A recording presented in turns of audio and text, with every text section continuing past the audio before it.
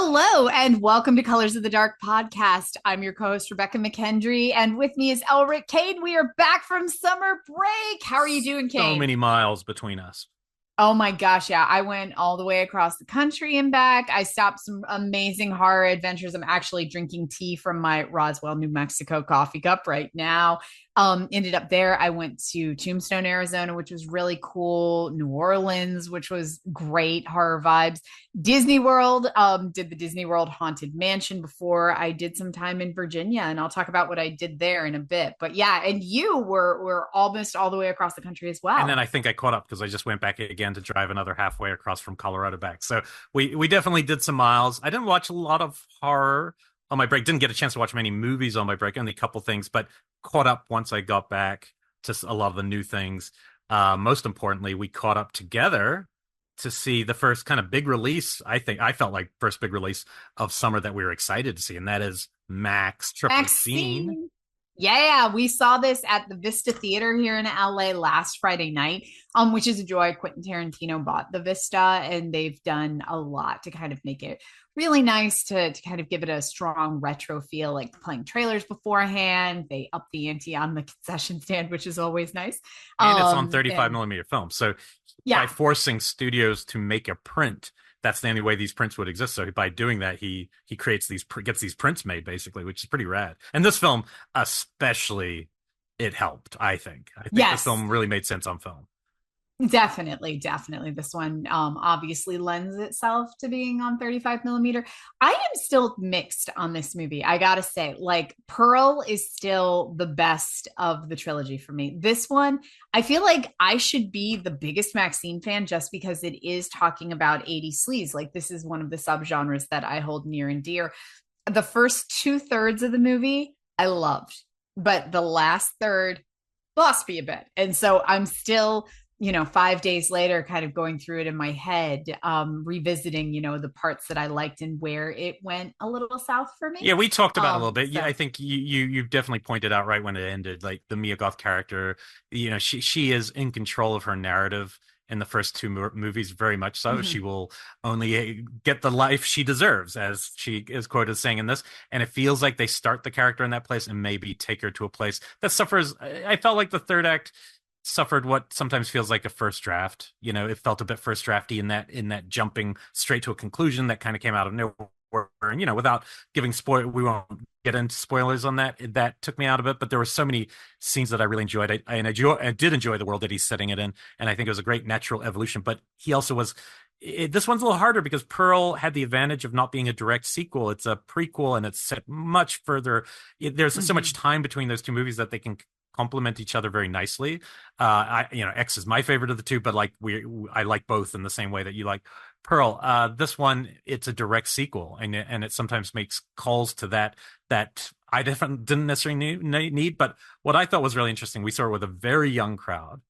Very, You know, like, we felt like grandparents in that room because it was all like college well, like our students and yeah, our 20 students' age, something. Yeah. but it was Yeah. a positive to do that because what I felt is the things that we are much more indoctrined, as you'll hear in the second half of this episode. We're going to talk more about Maxine at the end and these kind of 80s sleaze movies with our guests, but we are aware of all those movies and have seen all those references and know what they're talking about. And I feel like if somebody's coming in and this is their entry point to this stuff, I got the feeling people were really enjoying it in that room and laughing at the right moments and like Yes. getting excited about seeing things that are a little edgier, and you don't get to see people acting, all dressed up that way, doing the things she does in the alleyway. It seems like that got a real laugh because that's missing from movies. We grew up not just in this era, but the era that came after this, which is the erotic 90s thrillers, which is a whole nother thing. A whole We nother had thing. single Yeah. white Like, female to come. That was our world.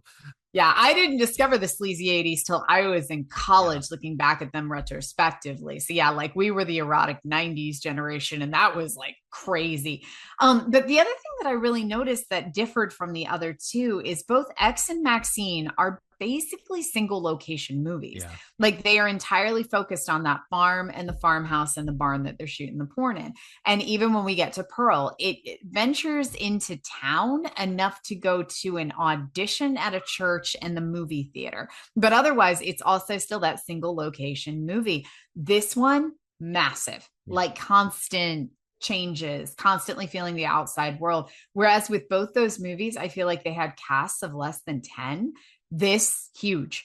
And so it's a much different feel. Like it almost feels less like a part of that than the other two did, because they did that kind of self-containment so well, which I know just from listening to Ty talk at the talk bags was a device of COVID. Yeah. That they had to keep it that contained. But now that they can blow up the world, like it feels like a completely different type of movie because of that. In those first two movies, no one's watching either because he's shot them in New Zealand. So he's somewhere remote making exactly what he wants to do on the time schedule that he can afford. Whereas with Maxxxine, I am sure no matter what the budget was, he was running, gunning just to get the things he needed to get. And it would have been breakneck and it would have been tough. And I felt the ending maybe feels rushed in that way. In that regard, there are some really fun cameos. I think Giancarlo Esposito as her manager probably steals the movie. A lot. Could use more scenes with him. Like he could have been in it even more. Kevin Bacon has a couple great scenes and a couple where it goes a little too far over the top tonally and gets a bit more comic. So it has, Elizabeth Debicki's very interesting casting as the director. So it has a lot. I think it's going to be a fun movie to revisit a few years from now for me. Like watching it this time, I'm like, oh, I liked things about it, but I agree. To me, it's the third. It's the weakest of the three, and that's still saying something because I still think as three films, it's very interesting. But I think a few years it'll probably age well because of how it's shot and the locations are kind of timeless, like all three of these movies. Yeah, completely. Okay, so with that, that's kind of the most recent one that we're seeing. We're seeing Long Legs tomorrow night, so we'll be talking about that. And we'll definitely be our next episode. Unfortunately, that will be a couple weeks later, but we'll fill it with other good stuff. We're very excited about it. 2 weeks, yeah. So I'm gonna dive into some of the TV. So I've been catching up. Evil season 4. Everybody knows I am diehard Evil fan. If you check my Instagram or my TikTok, when they launched this new season, they sent me a cake that was this like massive evil cake celebrating the birth of the Antichrist baby. It was honestly the greatest thing because it was filled with sprinkles. It was just a really good cake is what I'm saying. But that said, like this whole season is all about the birth of the Antichrist baby. Like it is just leading up to this moment where hell is supposed to be taking over, but they are still really adhering to that kind of single episode goodness that I love. Like they did one about a group of people who feel like they have to keep dancing or a devil will take them over, a demon will take them over, so they can't stop dancing. There was one about a haunted train so far. There was one about possessed pork products where all of the pigs on this one particular farm become possessed with something. So anytime somebody eats a hot dog from this particular farm, they go crazy too. Like they're still just doing these really fun kind of hauntings of the week that I love. I don't want this series to end. So I'm incredibly sad. And that said, like I'm on like episode 6, 7 now. So I know I've got like 4 episodes to go and that's it. So this is one that I'm glad it's ending on a bang. So I'm glad that it's at least ending where I love it. And I wish it would have kept going, but at the same time, I didn't want it to drive itself into the ground. Yeah. Well, maybe they'll redo it at some point with different cast or later. Yeah. I watched the first season and I could almost go back now because I've forgotten so much of the story.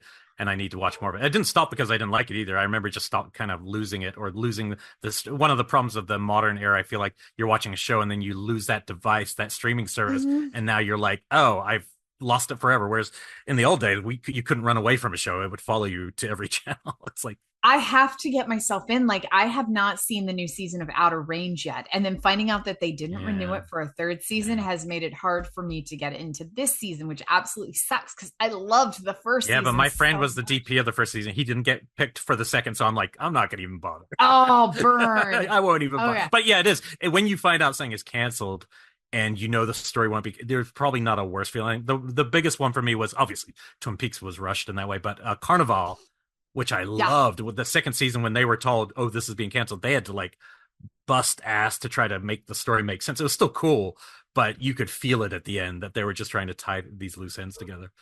That was the I really liked Life on Mars, was that the name of it? Yeah, I loved the British version. And then they did the American reboot of it and they changed it a Oh, lot, but that's I right. still Yeah. really liked it.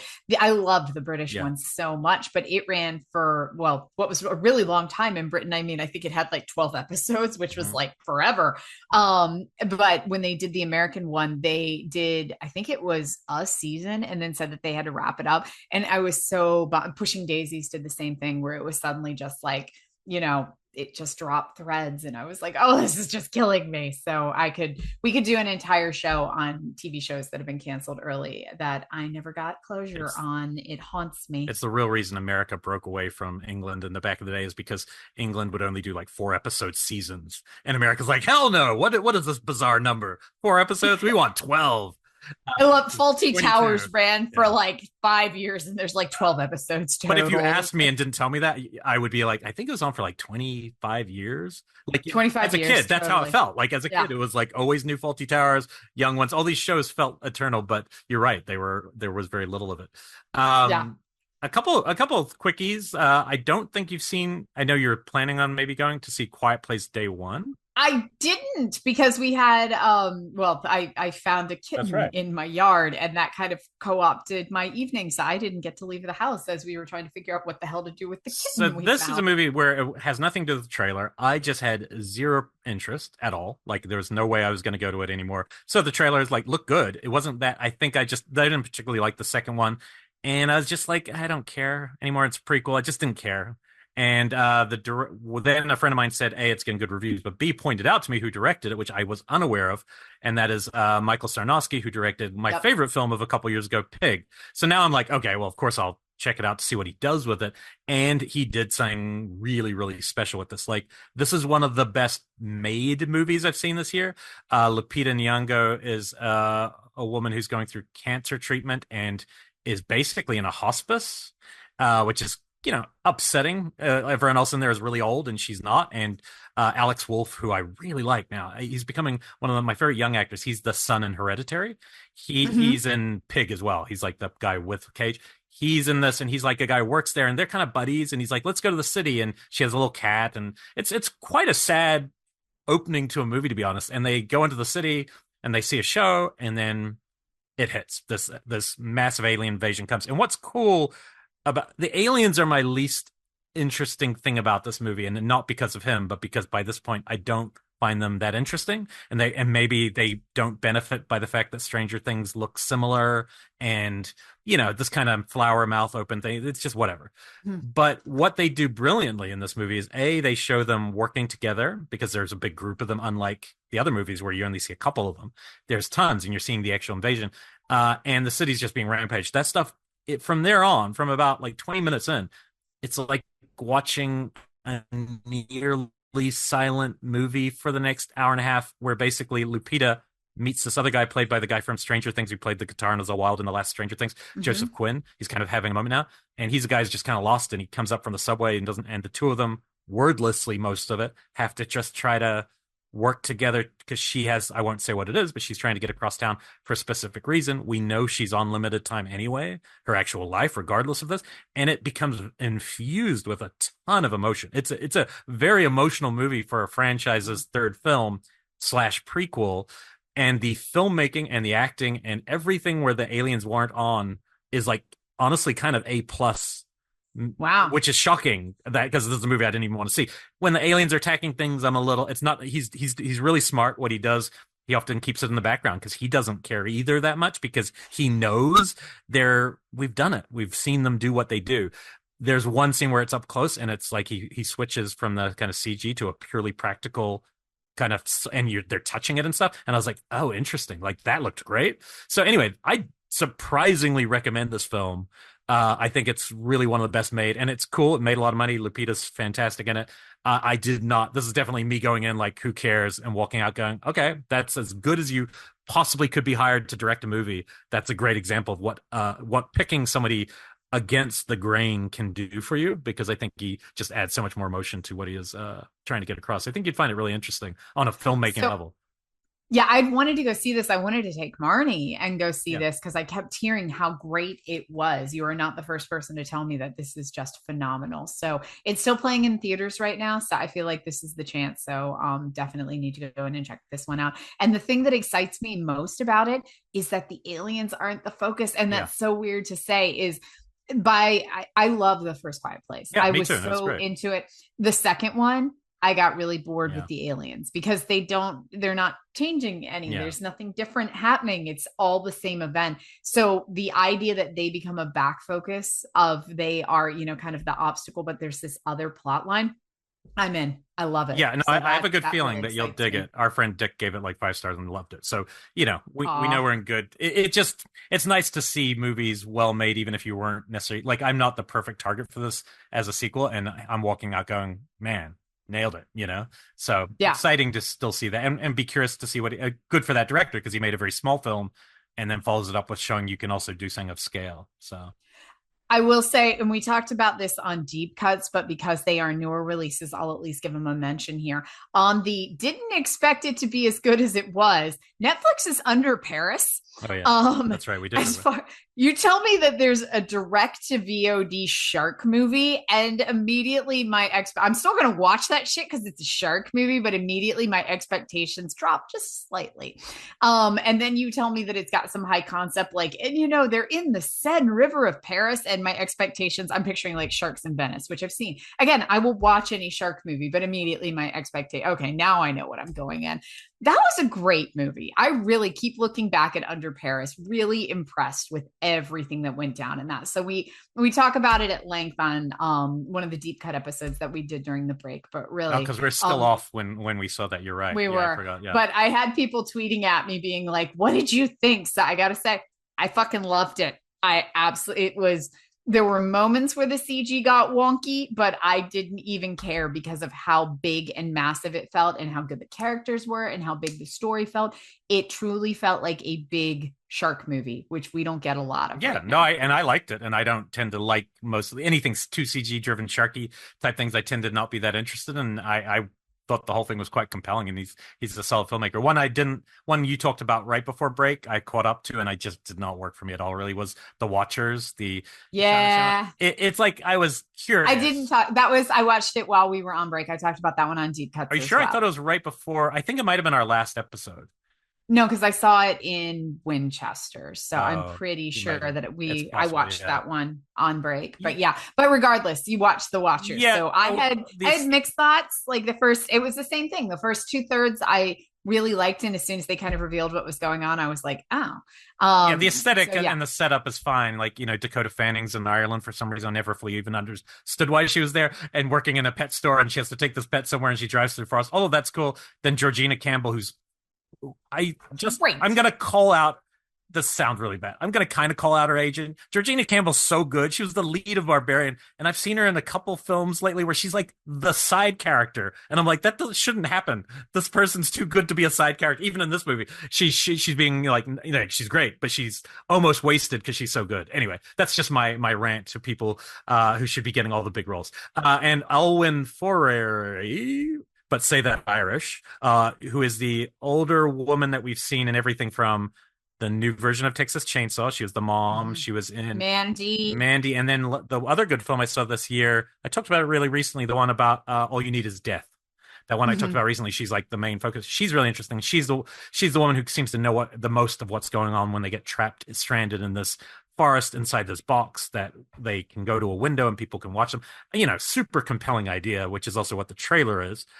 And then there isn't much offered. There's a couple okay scenes, but again, it does stray maybe a little YA where it heads, but I'm not sure if it's even succeeding for that demographic either. I don't know. Didn't necessarily. Well, actually, I will say I do feel like it succeeds in that demographic because I took Marnie and two of her friends while Mm-hmm. we were in Virginia, two of like my cousins kids along, and they were all like 12, 11, 10, and they loved Yeah, it. so Like maybe it works walked there. out Yeah. excited, talking about it, just really excited about it.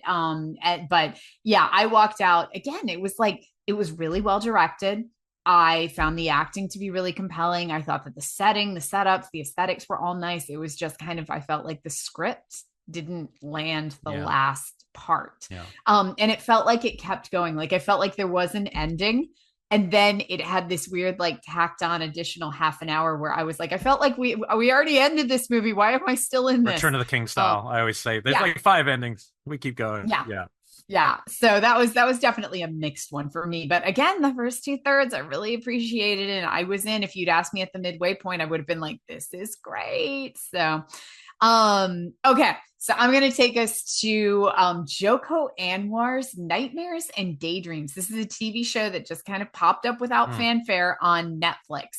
And anything Joko Anwar, he has become like one of my rock stars of Shudder, because we got Satan Slaves and then we got Queen of Black Magic, and just kind of even the ones that he's been producing, I have absolutely loved. So this is Joko Anwar's Nightmare and Daydreams. Wait, what's the bowler one that he has the opening at the toll booth? What's that one called? Is that Queen of Black Magic? No, I think that's a different title. I think it is too. Yeah. Oh, it's oh gosh, it's a different one that it's not Sator. It's something like that. Yeah. Like it's in another language. It's either way, it's one of the best openings of any horror film in a very long time. Pure Carpenter style. Yeah. Yeah, I'll have to Google that while you're going look through your next one. I'll come up with the name. Yeah, because that was a fucking banger of a cold open. Like I show that in my horror class as like, this is how you cold open a movie.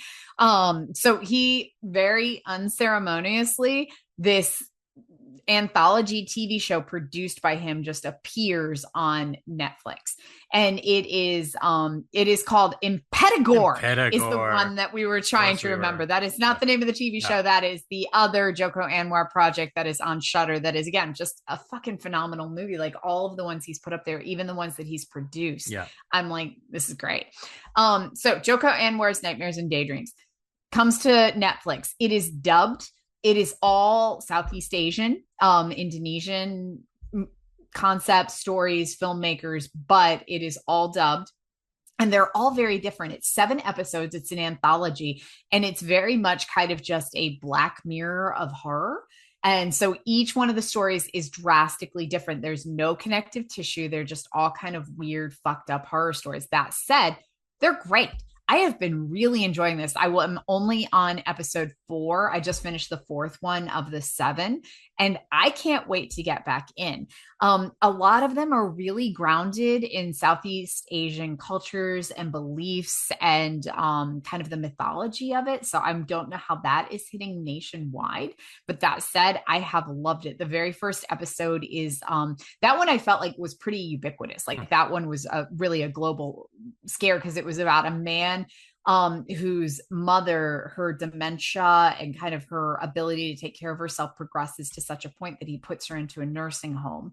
And she was living with him, and he ends up putting her in a nursing home, and he kind of becomes racked with guilt to the point of becoming paranoid that there's something wrong with the nursing home, that they're doing something to the elderly patients. So he goes in the middle of the night to try to break his mom out. And that one I found to be just a really compelling kind of universal setup. The second episode goes a little bit more cultural, where it is just this extreme, or maybe not, these extreme poverty, class disparages in culture, where it is one couple, a husband and wife, who are literally living in a trash dump. They live on the edge of a landfill, and they are scavengers who scavenge things from the landfill.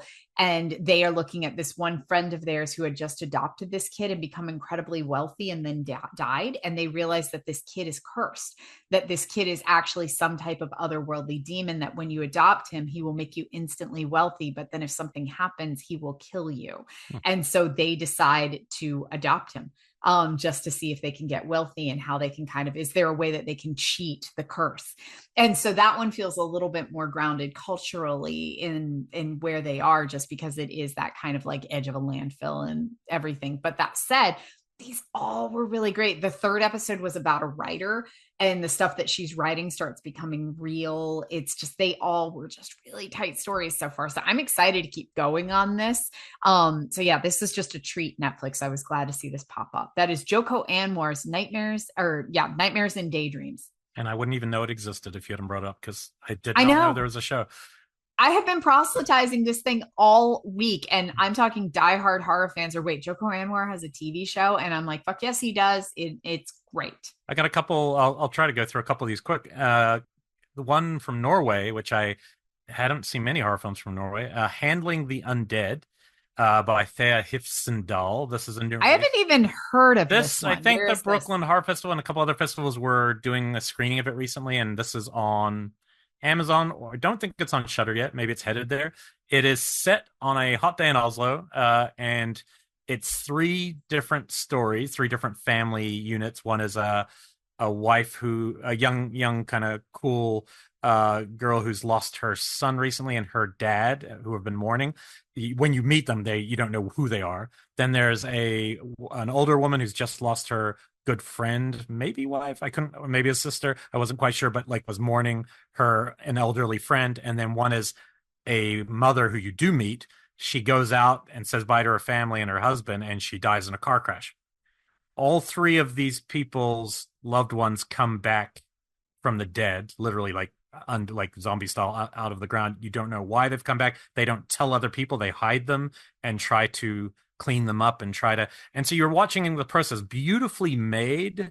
It suffered from me, unfortunately. Why I wouldn't necessarily go like, oh, it's amazing, is because there was that French film in 2004 called Sometimes They Come Back. They Came Back.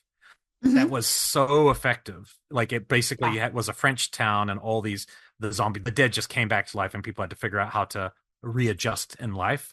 And I thought that was so effective that it probably, had I not seen this, I think this is very well made. It's kind of like an art house version drama, maybe not horror enough. Like, where it goes towards the end, it kind of takes a turn. I won't say what they're doing back.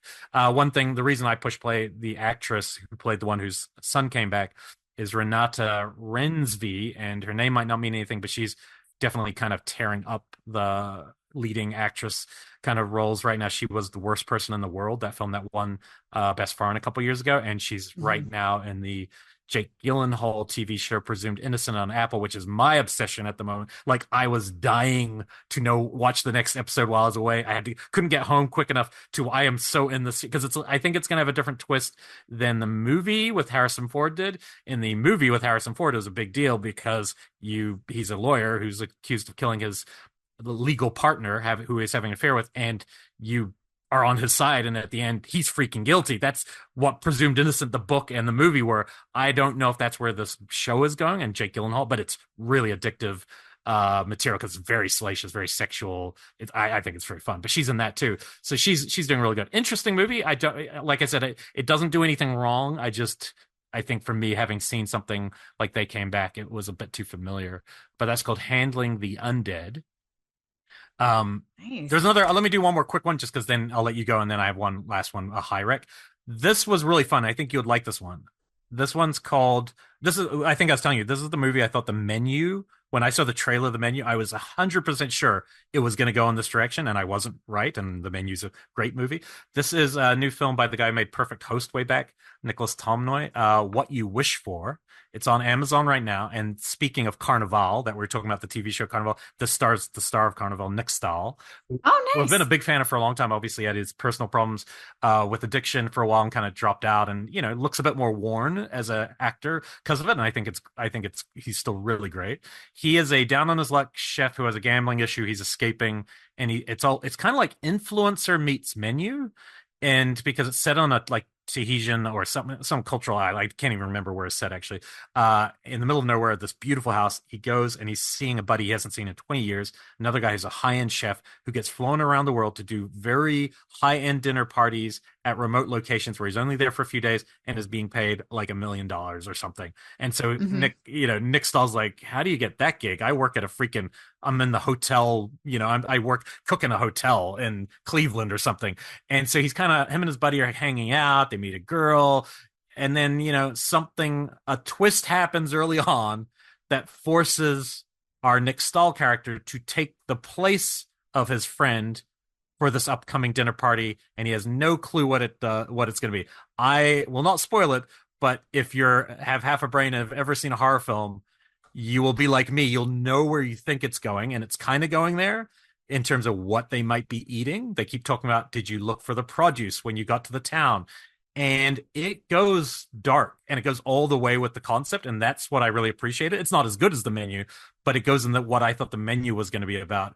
this Yeah. film delivers, and it's really well made, and it's fun, and it keeps upping the ante, and it's all, you would like it because it's all like one, then becomes like one long dinner party where, is the thing gonna, are we gonna get caught, is the next thing gonna happen?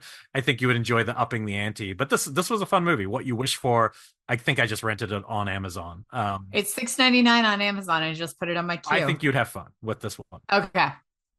So a couple of quick ones for me. First, I will say I hosted a screening of 976 Evil at the Alamo Drafthouse in Virginia, which was an absolute blast. I wanted to give a shout out to a lot of the listeners that I met there. I met a handful. Cullen and Gray were two of them. Brian showed up.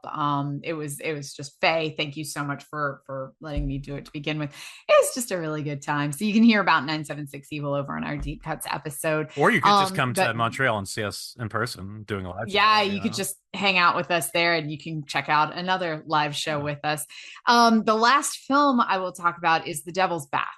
And so did you? No, I wanted to. A couple people asked, like, seemed to like the style, but seemed pretty bleak. And I was like, I don't know if I have this in me yet. It's real fucking bleak. Okay. So yeah, this is not a me movie. Yeah. And I say that with love and understanding that a lot of movies are not me movies. I am not a bleak person. For somebody who gravitates so much to horror, I am not. I will watch bleak movies, but at the end of the day, it's not the type of stuff that, like I only need to watch 29 Palms once. Yeah.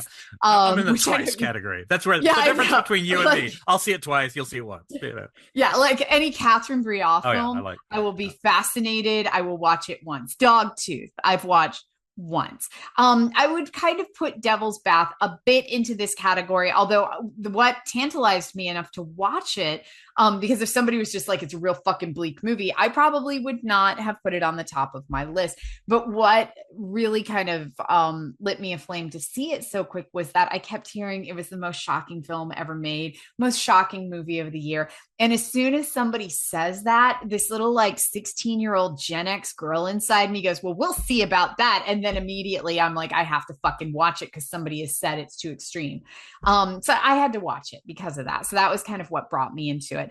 This is the filmmaking duo who did Goodnight Mommy and The Lodge. I've been lukewarm on their stuff so far. Like with both of those films, it had moments that I was super in. I love the concept for both of them. But at the end of the day, I didn't walk away. They didn't make my top 10 of the year. They're still great films. They just, neither of them made my top 10 of the year. But I appreciate the people who like those. They're very quiet films. They're very quiet filmmakers. This is that times like 100 because it is dealing with these really extreme concepts and it does have these really extreme moments, but they are so quiet about it. It's a very extreme film, but again, very slow burn, very, very slow burn, quiet film. The setup of this young woman is married. We open with kind of a really grotesque cold open of a woman doing this horrible thing and then getting put to death from it. And then we kind of shift gears completely all within the same town. And we see this young woman being married off to this guy named Wolf. And his family are fishermen. And she is, it's this very kind of antiquated society where she is now kind of separated from her family. And she goes to live with her husband. And his husband's mom seems to constantly be hanging around. And really quickly, she realizes that this guy that she married, who she didn't seem to know much about, it seemed to be kind of an arranged thing, that one, he really listens to his mom in every capacity, and his mom is hanging around and is very overbearing. And two, he doesn't seem to be into women that much. And so he doesn't want to have sex with her. He doesn't really want anything to do with her. In the meantime, the mom-in-law is chastising her for not getting pregnant, for how she cooks, for how she's taking care of things. And she just sinks into this deep, deep depression. And which is what they call the devil's bath. They say like, oh, she's in the devil's bath. And that seems to mean that she's in this deep depression. What the movie is ultimately about, and this is in the marketing of it, is this idea of kind of assisted suicide, or there's a specific term that they gave to it, suicide by proxy, which was apparently this historical thing in a lot of highly Christian European towns where if you were so depressed that you killed yourself, you would not receive a Christian burial. You would be cast out of the church. You would not be buried in a graveyard. Your body would just be kind of left out in the middle of open. But if you did something so absolutely abhorrent that you were going to be put to death, then somebody else is killing you. You still get to confess your sins before you die. And because you are not committing suicide, you are confessing your sins, therefore dying a clean slate. You are still buried a Christian death. So it was this concept that, and it's true, I went back and the filmmakers cited a lot of the kind of historical backing in the marketing for the film, that a lot of women pick this route, that they would get so depressed that they would be suffering from postpartum or other forms of depression, that they would commit these atrocious acts just so that somebody else would put them to death. And that in itself is an absolutely horrifying setup for a movie. So having them tackle that, like, this is some heavy, heavy shit here. It does get extreme. It does so in a very Good Night Mommy Lodge, slow burn, deliberate, taking its time, very emotional, a lot of just kind of sitting on people's faces while you kind of get that they're processing a lot mentally type filmmaking way. Again, this was not exactly the film for me, but I really appreciate what this was, because it was tackling something so heavy and something historical that I was not even aware of, but doing so in kind of a cinematic horror way. So that is The Devil's Bath on Shudder. And I will say, even though this was not a me movie, you would like this one. Yeah, I'll see this one before we do our list, or maybe even by next week, just to kind of. My thing is, though, I'm not as big as, period. There's certain periods that I'm just like, everyone's dead. Like that's my real problem with period. Hold on. I can't watch period because everybody's dead. I can watch them, I just don't care because they're dead. Wait, no, that sounds like that's something like they died 100 years ago. What are the stakes in that? That totally sounds like something like one of my 18-year-old students would say. No, I really feel I can't watch period pieces because they've already died. No, it just doesn't I've never liked Jesus like movies. that, man. It's always like, no, I watch these movies and I truly have that. That is not, it is a joke I've said many times, but I truly think that's part of my problem. Like when I see something contemporary, I'm like, oh, the person feels all alive to me, and I'm curious what's going to happen. When I watch something where they're wearing like old robes and stuff, I'm like, yeah, that's dead. That all those robes are gone. Like no one, the church is closed. There's a Walmart there. I just can't, Hey, this is just how I see the world. Oh my God, you are such a cynic. Wow. Never thought of it that way. I think it takes more. It's why it's real impressive when period, like Black Narcissus, the fact that I can emotionally engage in a movie, like that's one of those movies where suddenly I care about what's going to happen to this nun who's like think the devil's possessing her. Like that's where I feel the change. Like great filmmaking can get me in. I think it's just a lot harder for me to access the feelings of a character in a period. I don't know why. And I say period, I mean specifically like pre-1850s, like 1700s, that kind of stuff. I don't, This is pushing back there, but I will say, just kudos to them in general for this. Is super inside baseball right now, but it is damn near impossible to get a period piece made right now. Like that is the one thing that every single studio, every single company is just bucking against with all their might. Like when you look at the mandates, the very first thing up at the top is no period pieces.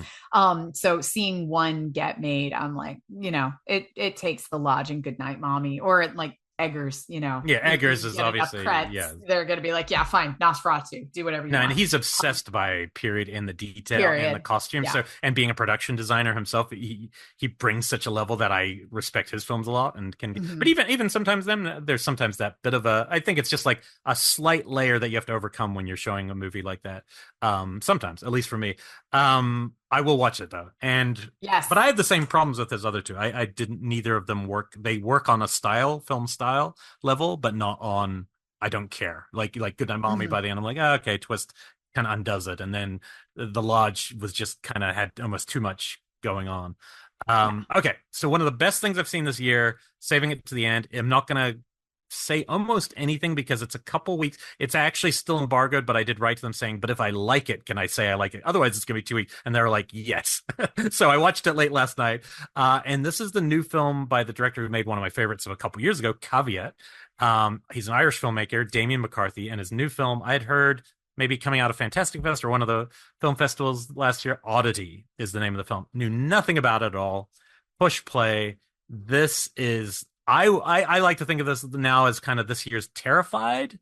It's got a lot of similarities in terms of something that will unsettle, get under skin. It's a story that I hadn't quite seen before. It's set in Ireland. It opens. I'll say very little. There's a woman who is renovating her house while her husband, who's works in a mental hospital, is at work, and she calls him on the phone. It's this almost like a castle. It's like this old building that they're restoring, and she's doing it, and she's kind of at work, and she's going to be spending the night alone there. A knock comes at the door, and it has like a slot. It's not a keyhole, but the thing that slides across, and you can look out. Very old, fashion. And the guy is looking in at her, and she lives in the middle of nowhere, so there shouldn't be a guy there. And he's got one eye that's like completely white and one normal, and he basically, it's clear that he's one of the mental patients from the hospital, and he says to her, "You need to open the door, you need to let me in. Somebody, when you walked out to your car, I was watching, and somebody slipped in there with you, and you need to get out now." And she's like, "I'm not opening this door for you, you're gonna hurt me." And he's like, "I'm telling you, if you don't get out of there right now, something bad is gonna happen to you." So it is this great open where you're like, you're like, most of us would definitely not open the door because he definitely looks like the bad guy. But then she hears like a creaking sound behind her, and she's like, "What the fuck do I do?" I'm not going to say what happens, and it's almost impossible to then tell the rest of any of the plot of what happens. But this is, I was like, I think you've told us the cold this open, is the cold and open. that's it. What's cool about the rest, and the rest of it is related to what happens at the start. But we meet this character's sister, who's kind of like, looks like she's from the beyond. She is blind, works in an antique cursed objects store, and basically is having conversation with someone. She's like, "Oh, I'm going to come over to the house." And the last thing I'll say is a hook, because it's all just weird. And you're watching this going, where is this going? She brings this big box, and inside it is a wooden mannequin. And we don't know why she brings it to the house, and we don't know what's going to happen exactly from here. And it is really creepy. I watched it in the dark on my laptop with headphones, and I very rarely have big jumps when I'm watching movies like that. Like in the theater, it's one thing, but there was a jump, just something that happened, like something looking around the edge of the frame, that like I jolted back and had to look over my shoulder. It's really unsettling. It's a fun movie. It's not grim. It's like playful, weird, fun. It's Damien. I'm really a fan of this director now, and it has callbacks to Caveat. Like there's a lot of stuff with mental patients wearing their full asylum gear and things that there was a little bit of that in Caveat. Really cool movie. I won't say any more because I know it's coming to Shudder in a couple weeks, so this is a touch early, but definitely put it on your radar. It's right at the top now of my faves so far. So Wow. Oddity, yeah. I wish I could say more because there's certain things, but it will spoil them. I want to see this. Okay, really quick, let me do my graphic novel rundown for the past month of what I have been reading. So I'm going to start with A Guest in the House. This is from 2023. It took me a stretch to get to it. Emily Carroll, she is the one who wrote two of my other faves, Through the Woods and When I Arrived at the Castle. Both just great graphic novels. This one, I have to say, it might be my favorite of hers, and I really like Through the Woods. It is about a woman who works at a shop and saves. She's just like a town girl who works at a shop and saves, doesn't consider herself to be smart or outstanding. She marries a dentist who she is kind of shocked has shown interest in her, and she really wants to impress him. She wants to be a really good wife. He has a teen daughter from a former marriage, and so she moves in with him into this beautiful lake house and just really wants to be a good wife and mother, but she's kind of struggling with both.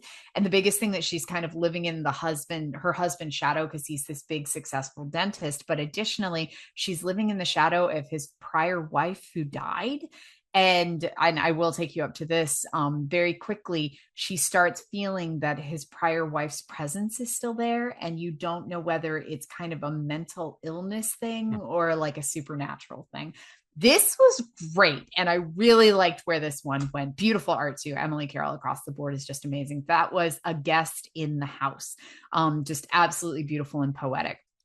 The next one I'll talk about is Satan's Swarm. I got to read an early copy of this. I don't think this one comes out for another month or two, but oh God, this was just everything I love in the world. This is from Dark Horse. This is Steve Niles, just legendary. And Pietro Kowalski did the art for it. It is about a demented doctor who has an island, and he invites a group of influencers, journalists, and an entomologist to his secluded island. And they get there and they're like, what the fuck's going on? The island's really weird. And what they find out is that this local doctor has been experimenting with bugs, and that he's brought them there to kind of test out his killer bugs. And so it's like I compare, it's like Island of Dr. Moreau, but with like really fucked up carnivorous insects. So I'm just going to assume that Steve Niles wrote this for me. Yeah, that's very you. It's very me. So this was just a super fun little standalone book to read from Dark Horse. And again, this one's coming, I think, towards end of summer, early fall. But that is Satan's Swarm, which again, just a good title. Well done, y'all. And then the one that I have to say was just lit up my summer as I was reading it. This is The Nasty from John Lees, who I know listens to the show, and art by Adam Calhoun. This is from Vault Comics. This is just such a beautiful love letter to horror, and everything about it is set in Scotland in 1994. And it's about a kid kind of picked on named Thumper, who is obsessed with horror. And he has a character out of a horror film that looks like Jason Voorhees. It's like a big hulking guy with like a machete and a mask, who basically becomes his imaginary friend and follows him around, holds hands with him, watches movies with him. And so it's just this little kid and his like giant slasher imaginary friend, because he's found best friends in some of these horror films. And one day he goes to the video store, and the rental girl gives him a video nasty, one of the banned films, the legendary banned films, and it starts coming real. And then it's him and a group of kids navigating this along with his kind of slasher imaginary friend. This was just so much a love letter to slashers of the 1980s and 90s, very much from the perspective of a horror kid like us, who kind of saw a humanization in the villains just as much as the people. Or, you know, when they dreamed, they would picture themselves as like Jason Voorhees' best friend, and you know, things like that.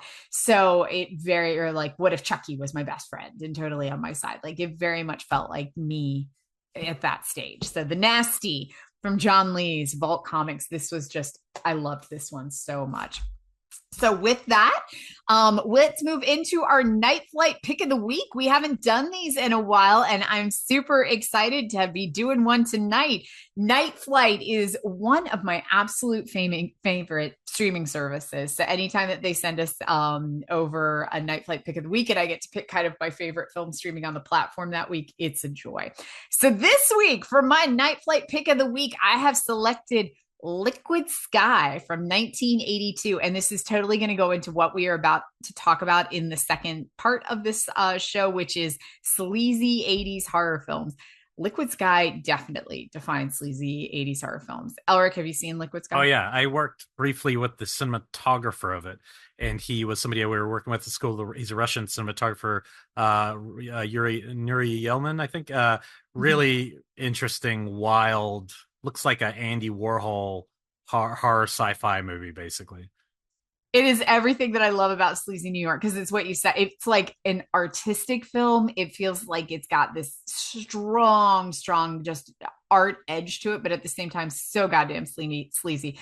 It is about a girl who is very into the kind of New York City art scene in the 1980s. She works as a costumer. She's getting ready to do this big kind of underground alt scene fashion show. She is bisexual, I believe, dating the girl who was the young girl in Alice Sweet Alice, the girl who does the whole, this is my rhythm box in the movie, is the young girl from Alice Sweet Alice, which is just a wild casting choice. But basically, she is submerged into this really competitive New York underground art scene for this fashion show. And she notices these aliens, this like little UFO that's following her around, and that anybody that she has sex with suddenly will appear with this like glass rod sticking out of the back of their head, and they'll die right before climax. And she realizes that what's happening is that aliens have targeted her, and that they are draining some type of life force from her sex partners right before they climax. So anybody that she has sex with, the aliens are going to kill, but they're not going to kill her. And she doesn't know how to get rid of them.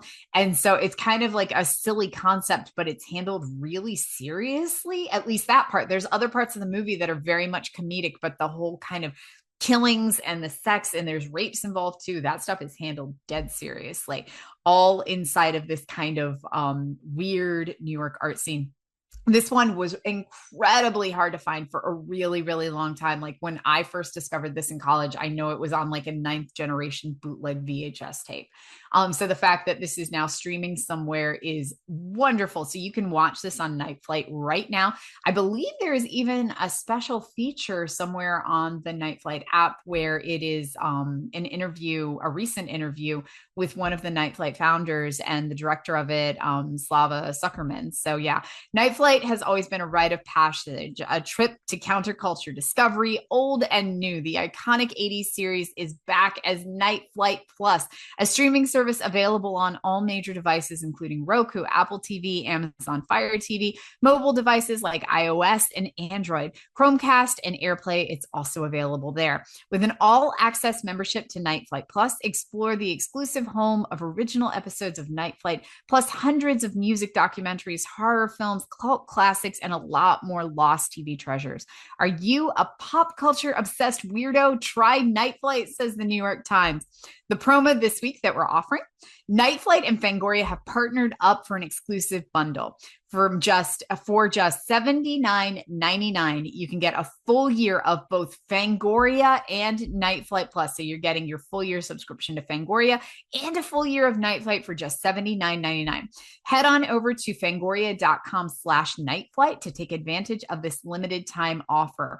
And so definitely head on over to the Nightflight app. Head on over to Fangoria, check out this movie. I love Liquid Sky so much. And we will be back with a couple more Nightflight picks coming up.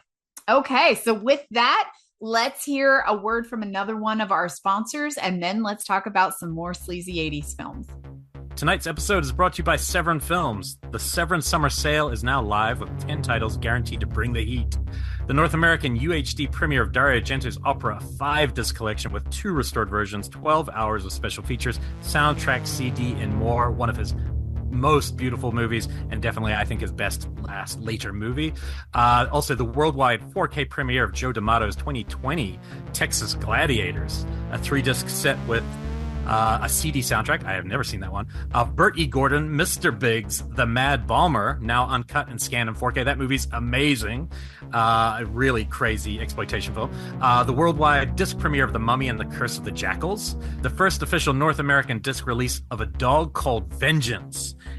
AKA Just Vengeance, I remember, and Eloy de la Iglesias, The Creature. Now, a quick word about A Dog Called Vengeance, a movie I'd never heard of. And we did a Film Discoveries episode with Quentin Tarantino once on Pure Cinema, and he picked this movie. None of us had heard of it. I watched it. It is the craziest. It is a full-on revenge movie, just like any revenge movie, but from the point of view of a dog going to get revenge on its evil captor. It is incredible. So, A Dog Called Vengeance. Very happy somebody's putting that out.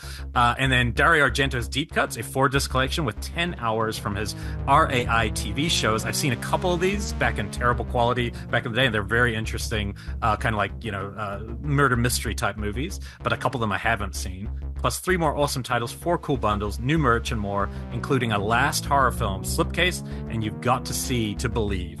Order now at severnfilms.com.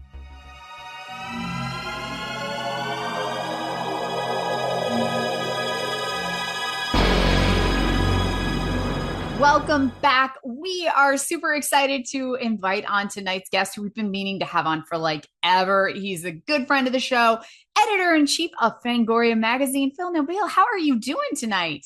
I'm good. Thanks for having me. Oh my gosh. I know you are coming hot off of the nominations of the Chainsaw Awards. It's been like a crazy week for you so far. Yeah, more so than usual. We moved it, as you know, as a producer of the Chainsaw Awards, we moved it to vaguely aware. Yes, you've got some awareness. We moved it to October this year, and the only way to do that in a kind of clean way was to widen our eligibility window from all of 2023 to the end of June 2024.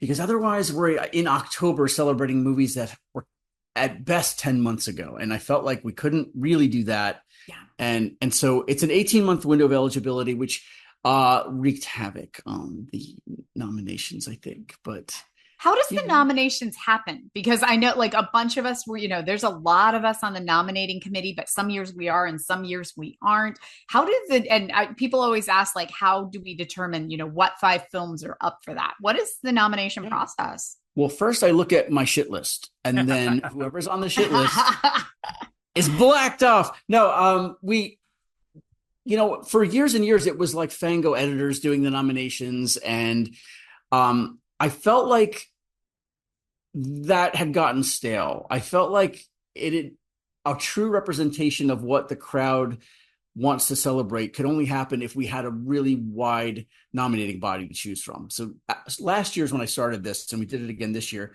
we invited, I think the email had 132 people on it. Jesus. Yeah. And it's under condition of anonymity. They can't go and tell people they're on a nominating body, because then who knows what kind of shenanigans would happen. Under condition of anonymous. It's anonymous. It's 10 p.m. my time. Anonymity. These folks who are Fango contributors, filmmakers, creators in the space. So which and creators is such a broad term that could be an illustrator, it could be a podcaster, it could be a blogger, it can be a YouTuber. Personalities in the horror space who, by my metrics or by my hunch, have seen most of the films. That's the other thing. I'm not trying to invite people who saw one movie this year. So I'm like, who saw everything, and who is objective and unbiased, and that's sort of how it's picked. And it's I do try to cast a wide net, so it's not 10 middle-aged white dudes like me doing all the nominations. So I do feel like, and I'm not going to tell you who's on the body and who's not, but if you have a film in play, I try to not put you on the body that year, because I don't think that's fair. I will say somebody accidentally, I forgot to take them off the list, and they did have a film this year, and in good conscience, I had to remove their votes. So, we're self-policing, but if I was rigging this, that list would look a little bit to a lot different than it did this year. I'll say that. So those folks basically are encouraged to name their top suggestions. Here's your top 5. We add them up, and whoever got named the most, it fills out the top 5 slots, with the exception of performance and wide release, which are 10 nominees each. So does that make sense? It does. And I gotta say, I was like all into the nominating body's choices this year, mostly in the fact that some of my like unsung heroes from the last 18 months, like Coffee Table, seeing that get nominated, that was one that Elric and I championed a ton on the show, but I didn't see anybody else talking about it. So seeing it go up on that, I was like, hell yes. Please tell me that's up for best kill. Well, so all right, best, you are sick. Man. You are sick. Man, they showed it off screen. What a bunch of bullshit. Best kill is a writing, kill week. So there are no nominees for best kill. That's just the crowd speaks. I have a feeling what's going to run away with that one this year. Me too. It involves yoga, but we'll see where it goes. We'll see where it goes. And the 18-month thing was the big wild card this year, and I think that's why you see stuff like Scream 6 not in there at all, which kind of blew my mind. The acting choices were like Lupita got in there, but by the time we sent that nominating ballot out, Quiet Place Day 1 had been out for 3 days. Yeah, it was like it was eligible by like the weekend before the eligibility window ended. But that's also probably why it didn't place as high in other categories, even though it's pretty widely loved. I did not realize your window was coming up right to the current releases. That I think that's smart, because I think it's easy to get this. I have this thing where when the new year starts, like the Academy Award nominations or whatever, if I don't see the movie by the time the Academy Awards have been played, that movie is almost dead in my consciousness. It is. And I don't want to say that about horror. Obviously, we do this for a living, so we do watch everything. But I do think keeping it as close to The Wire is a really smart move with some of these films, because Quiet Place did great. She's terrific in it. So yeah. I think it's going to make for a noisier competition this year. And some folks cried about recency bias, and I think there is evidence of recency bias in the nominations. But at the same time, Talk to Me is nominated for so many things. Yeah. And that movie was March of 2023, I think, maybe. Mm-hmm. I mean, and I also think that some of it is 2024 has been somewhat of a banger year. Like, this has been a big year for horror, even just looking at the stuff like, we just saw Maxxxine. I'm going to see Longlegs with Elric tomorrow night. Like, it's just, and then right after that, there's something else coming out right after that. And we had Quiet Place like the weekend before. Oh, I just saw, I'll mention at the top of the show, but I just saw one that comes out in a few weeks, Oddity. And it was like the Terrified of a couple years ago. Like, it had similar qualities that movie had to kind of unnerve and get under your skin. And I think that'll be a talking point for Shudder. That was a terrific movie. So it's always just exciting news. Yeah, it's always something good coming out this year. I think this is compared to last year. I think this is a overall stronger, which is surprising given that we were told we would run out of product this year, but maybe it'll be at the end of the year. I'm not sure when that's going to happen, but it's coming, I'm guessing. Yeah. But we keep hearing that threat. But it's no, this has been a banger year so far. Yeah. So I have a question for you, just because it's a fun thing to talk about right now. But what's your take on Longlegs' marketing campaign? Okay, so I have much to say about this. I thought you might. So I have enjoyed their marketing because they have kept it so obscured. Like, I have no idea what the hell I'm walking into. And I love that element. What I'm scared of, and might not be marketing, I'm scared that the hype is going to cause a knee-jerk reaction, because that's what always happens is like, Witch comes out, holy shit, best horror I've seen in 10 years.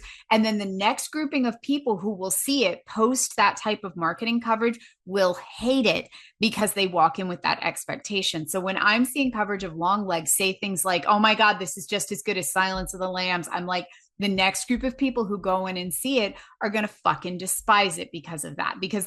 And I'm victim of it as well. When I saw It Follows, it was post people like Kane telling me that it's the scariest thing that they'd seen in 10 years. Oh my God, it's so good. So I immediately went in with we'll see about that attitude. And I hated that movie. Not that one. You were with me on the first screening in the history of the country. You were with me.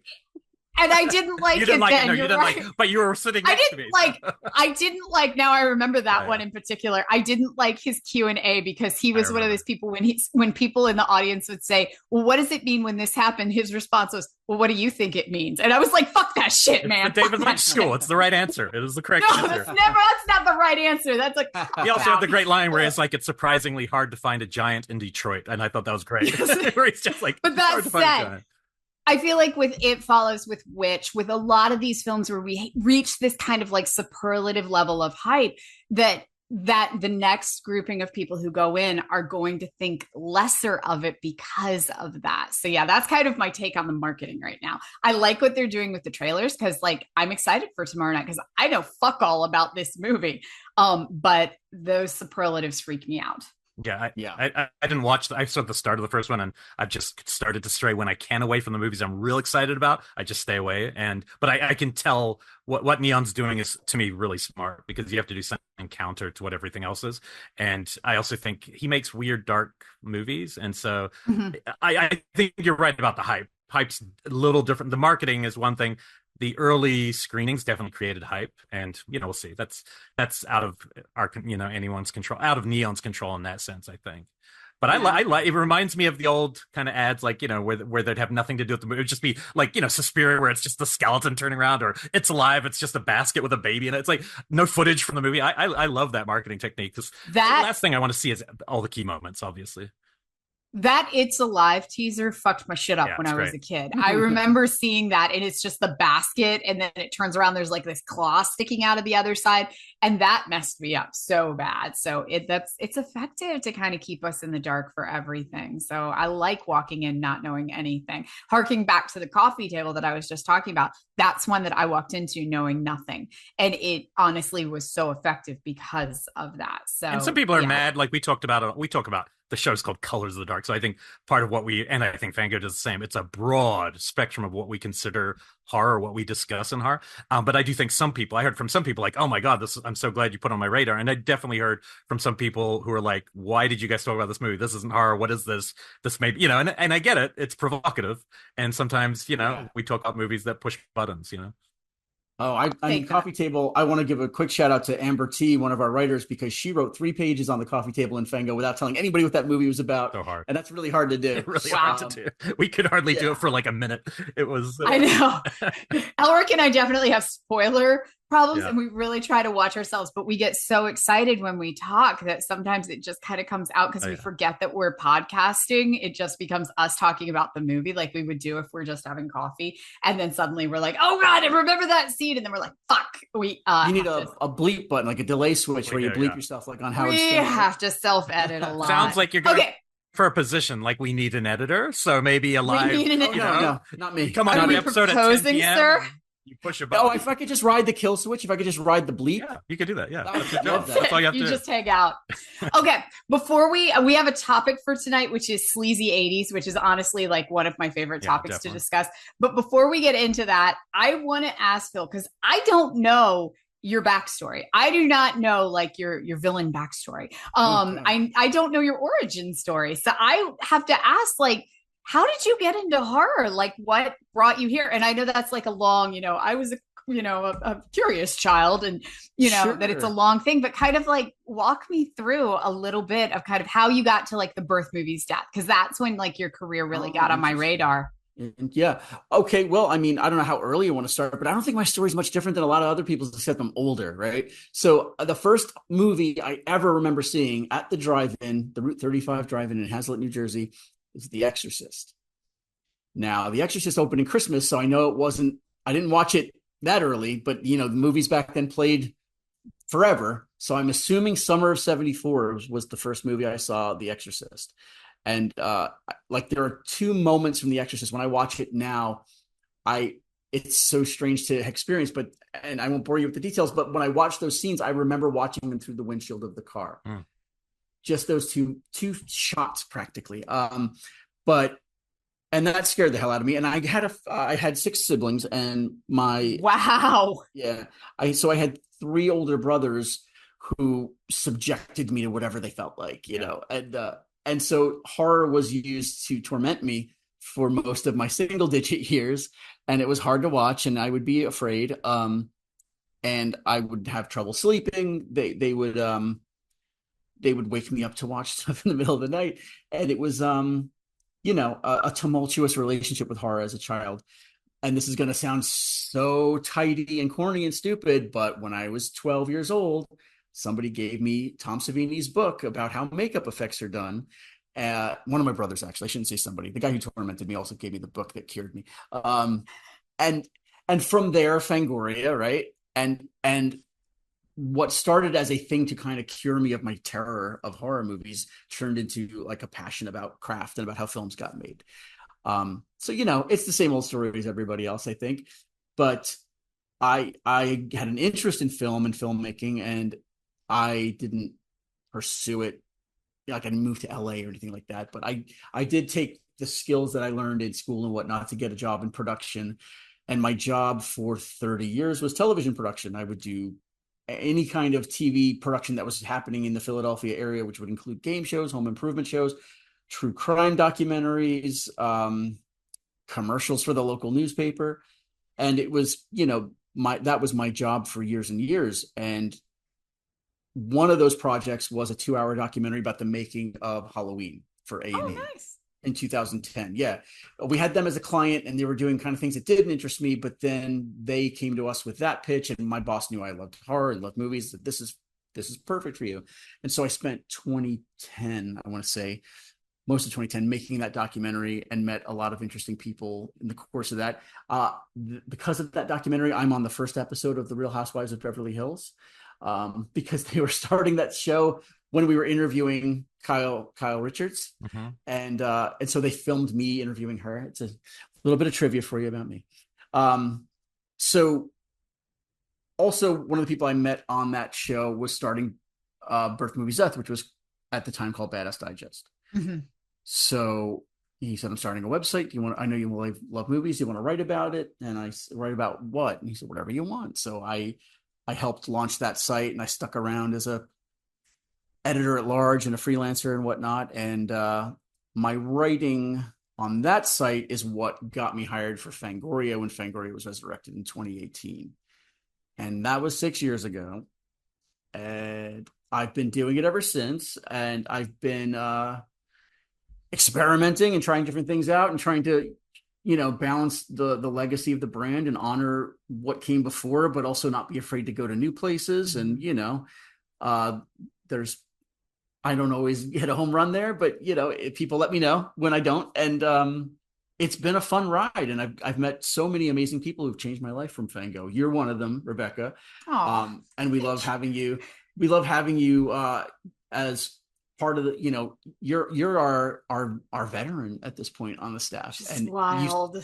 You lived to tell the tale. So I feel so old. I've been through 5 owners now. Yeah. 5. Yeah. I'm on my second. So, you know. You got some time. It's a wild time. I got a while to catch up. Hopefully not. Hopefully we can just keep this train going. But we published the 45th anniversary issue this summer, and a fun thing that I did was I reached out to every living Fango editor and had them. I love seeing Bill Mahaly in there because Bill Mahaly.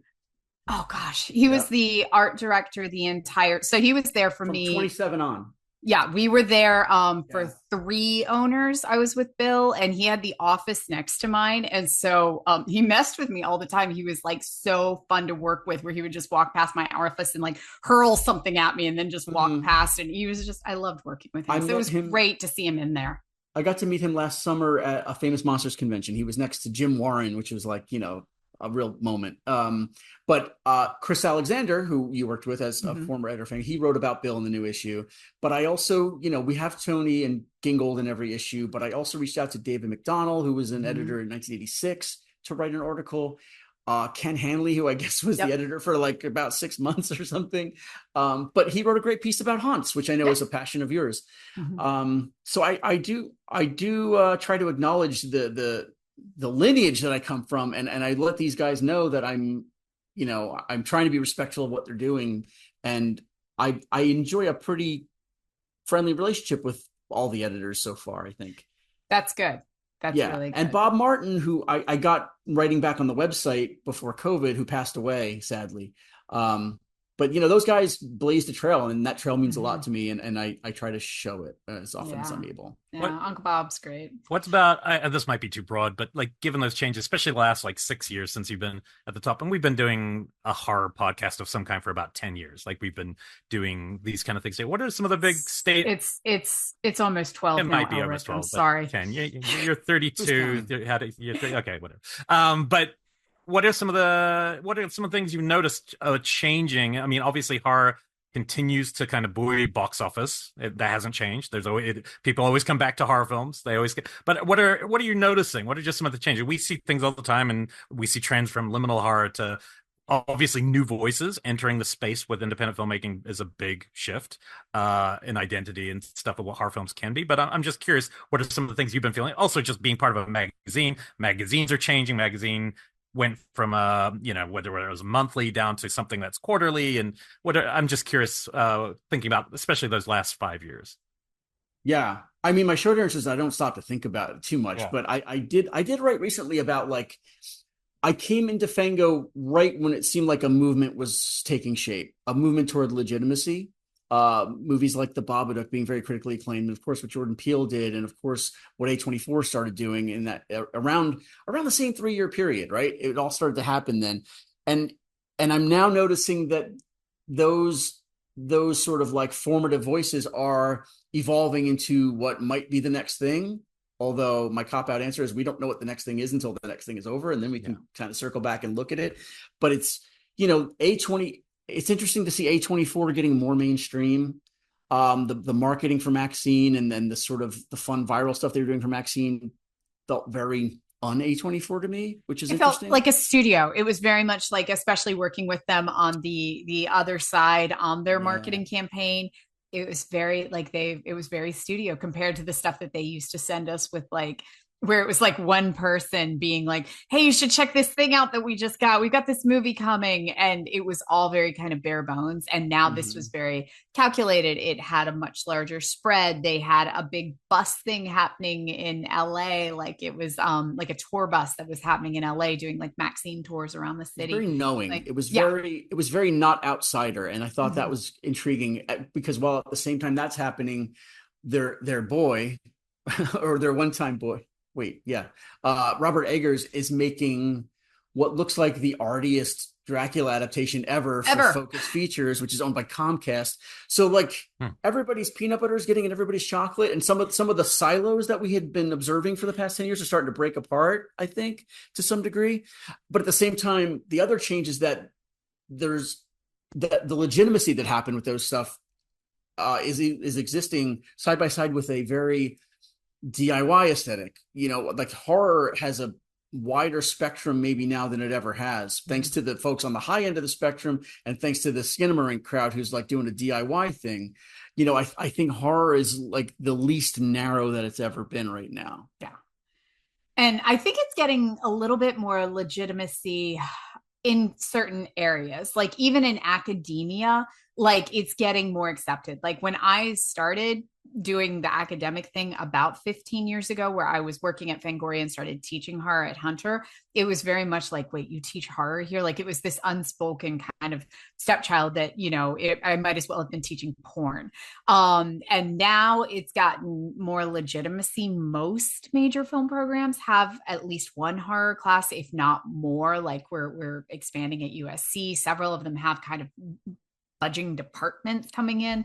So I feel like that's kind of priming the next generation to kind of see it with a little bit more legitimacy than kind of this unspoken, you know, the weirdo kids on the back of the bus. We can still be that. We are still that. Yeah, we are, but we're also like the aging, the elders now. The weird kids on the bus are now the elders, and we're pushing for Texas Chainsaw to be in the National Film Registry. That's like a big thing that's happening online now. Yeah. And I think that, you know, the film canon is something that's very democratic. Like, you know, the studios can decide what to put on their anniversary editions and whatnot, but we decide what counts, right? Yeah. And I think that you're seeing the fruits of that democratization of the film canon coming to fruition a lot more in the past 5-6 years. Well, and it passes legitimacy. There's so many more paths to it now than there was. It was theatrical and critics, right, that you had to go through. And now Skinamarink and things like Skinamarink could have totally bypassed theatrical completely, and it still would have been a hit, and it would have been shared by millions of people virally online.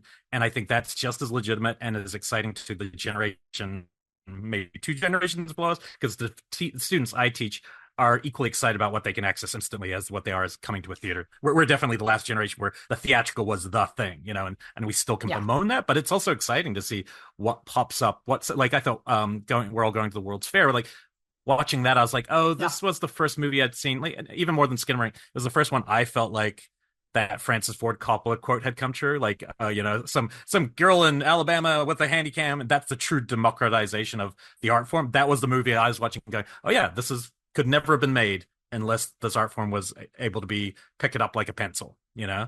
Yep. And it finally got to that point. And it's exciting. So it's not always what you were into, and it's not always what you're going to gel with, but I'm really glad we have these options now. I just hope we don't lose theatrical, obviously.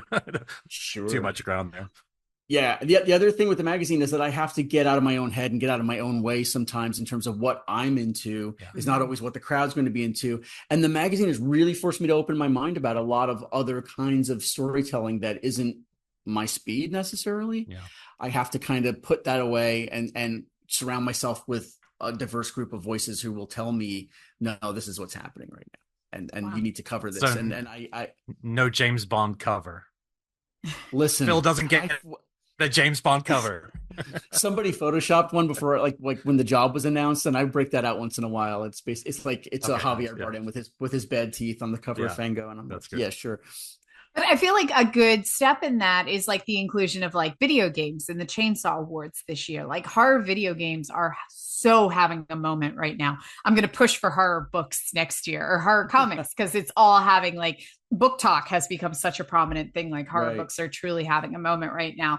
Like I feel like seeing that there are these other movements happening outside of film is beautiful and kind of being able to ebb and flow with it. And it's a perfect illustration of what I said, because when I tell you I have not played a video game since 1988, I am not kidding. I'm not a gamer, but because I'm an addictive personality. I'm like I have addiction issues, and so I know if I sit down to play a video game that's going to take X number of hours, I'm not getting up. So that's exactly why I had to quit. I was such an avid gamer up until like my late 20s. Like even when I was working at Fangoria, I was doing a lot of the gaming coverage. Like for Splatterhouse, when we did that cover, I was handling a lot of that. Dead Space, Left 4 Dead, a lot of the ones that we had coming out in the early 2000 teens. But I have that same addictive personality where I will start playing at 7 p.m. at night as soon as I'm done dinner and I'm ready to relax. And at 4 a.m., I will be wanting to quit, but I will be mentally unable to.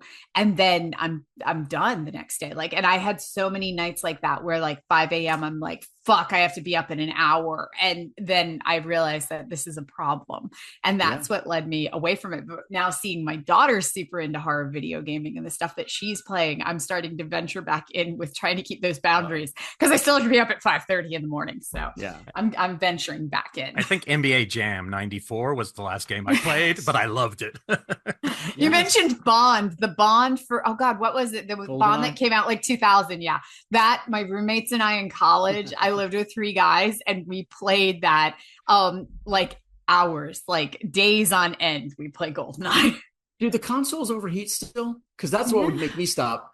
Like the machine would just stop working. It would like overheat and freeze up. And has that been fixed? We have a Switch and a PS4, and my kids have basically lived on it all day, every day this summer. Like we do camps occasionally, but there definitely have been days of mom's working, dad's working 8 hours of video game play, which, you know, I feel like a bad parent for, but then I think I did that. Like, that's how I'd beat like Super Mario 3 when I was a kid, is like 8 hours straight. I've made it to like level 9, or Zelda in one day. Like that was always a goal. So yeah, they don't seem to overheat anymore. You don't have to blow in the cartridges either. It's melt those things back. I do have a movie rec though, Phil, as a Bond guy. Did you see Fast Charlie this year? I watched it on a plane. 2 weeks I watched ago. On a plane too. I thought it was for a plane movie. I thought it was terrific. I was like, I'm on a plane in a week, guys, so I should watch Fast Charlie. Great little plane movie. It was. 90 minutes. It's like, and you didn't, you know, had I been at home, I would have poked a lot more holes in Pierce's accent. You know, he gives it a shot. Yeah, but it's James Caan's last movie role. Yeah, he's old. But it's like a hitman cleaner kind of character in the bio, good guy, you know, decent, and he just gets pulled into things. But I actually thought it was surprisingly fun for kind of a felt straight to video, but in the top tier of that.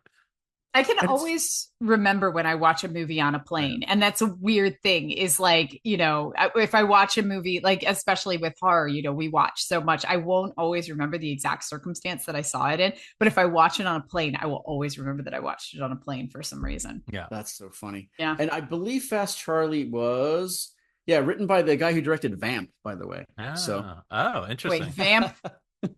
Oh yeah, directed Vamp, and then directed by one of the Bond directors. Wow. Philip Noyce. Yeah, I think so. So there's your horror connection. That's wild. Okay, so before we move into 80s sleaze, you said that, you know, with being an editor, you know, you don't always get to cover your favorite stuff. I've never asked, like, what is your favorite subgenre? Like, I know whenever I ask any of like us diehard horror folks, what's your favorite horror movie? Like, it changes weekly. Mine too. Does. Yeah, like, and then I'll see something new and I'm like, that's my new favorite. And then I'll suddenly be like, I forgot about this film. Wild Zero's my favorite now.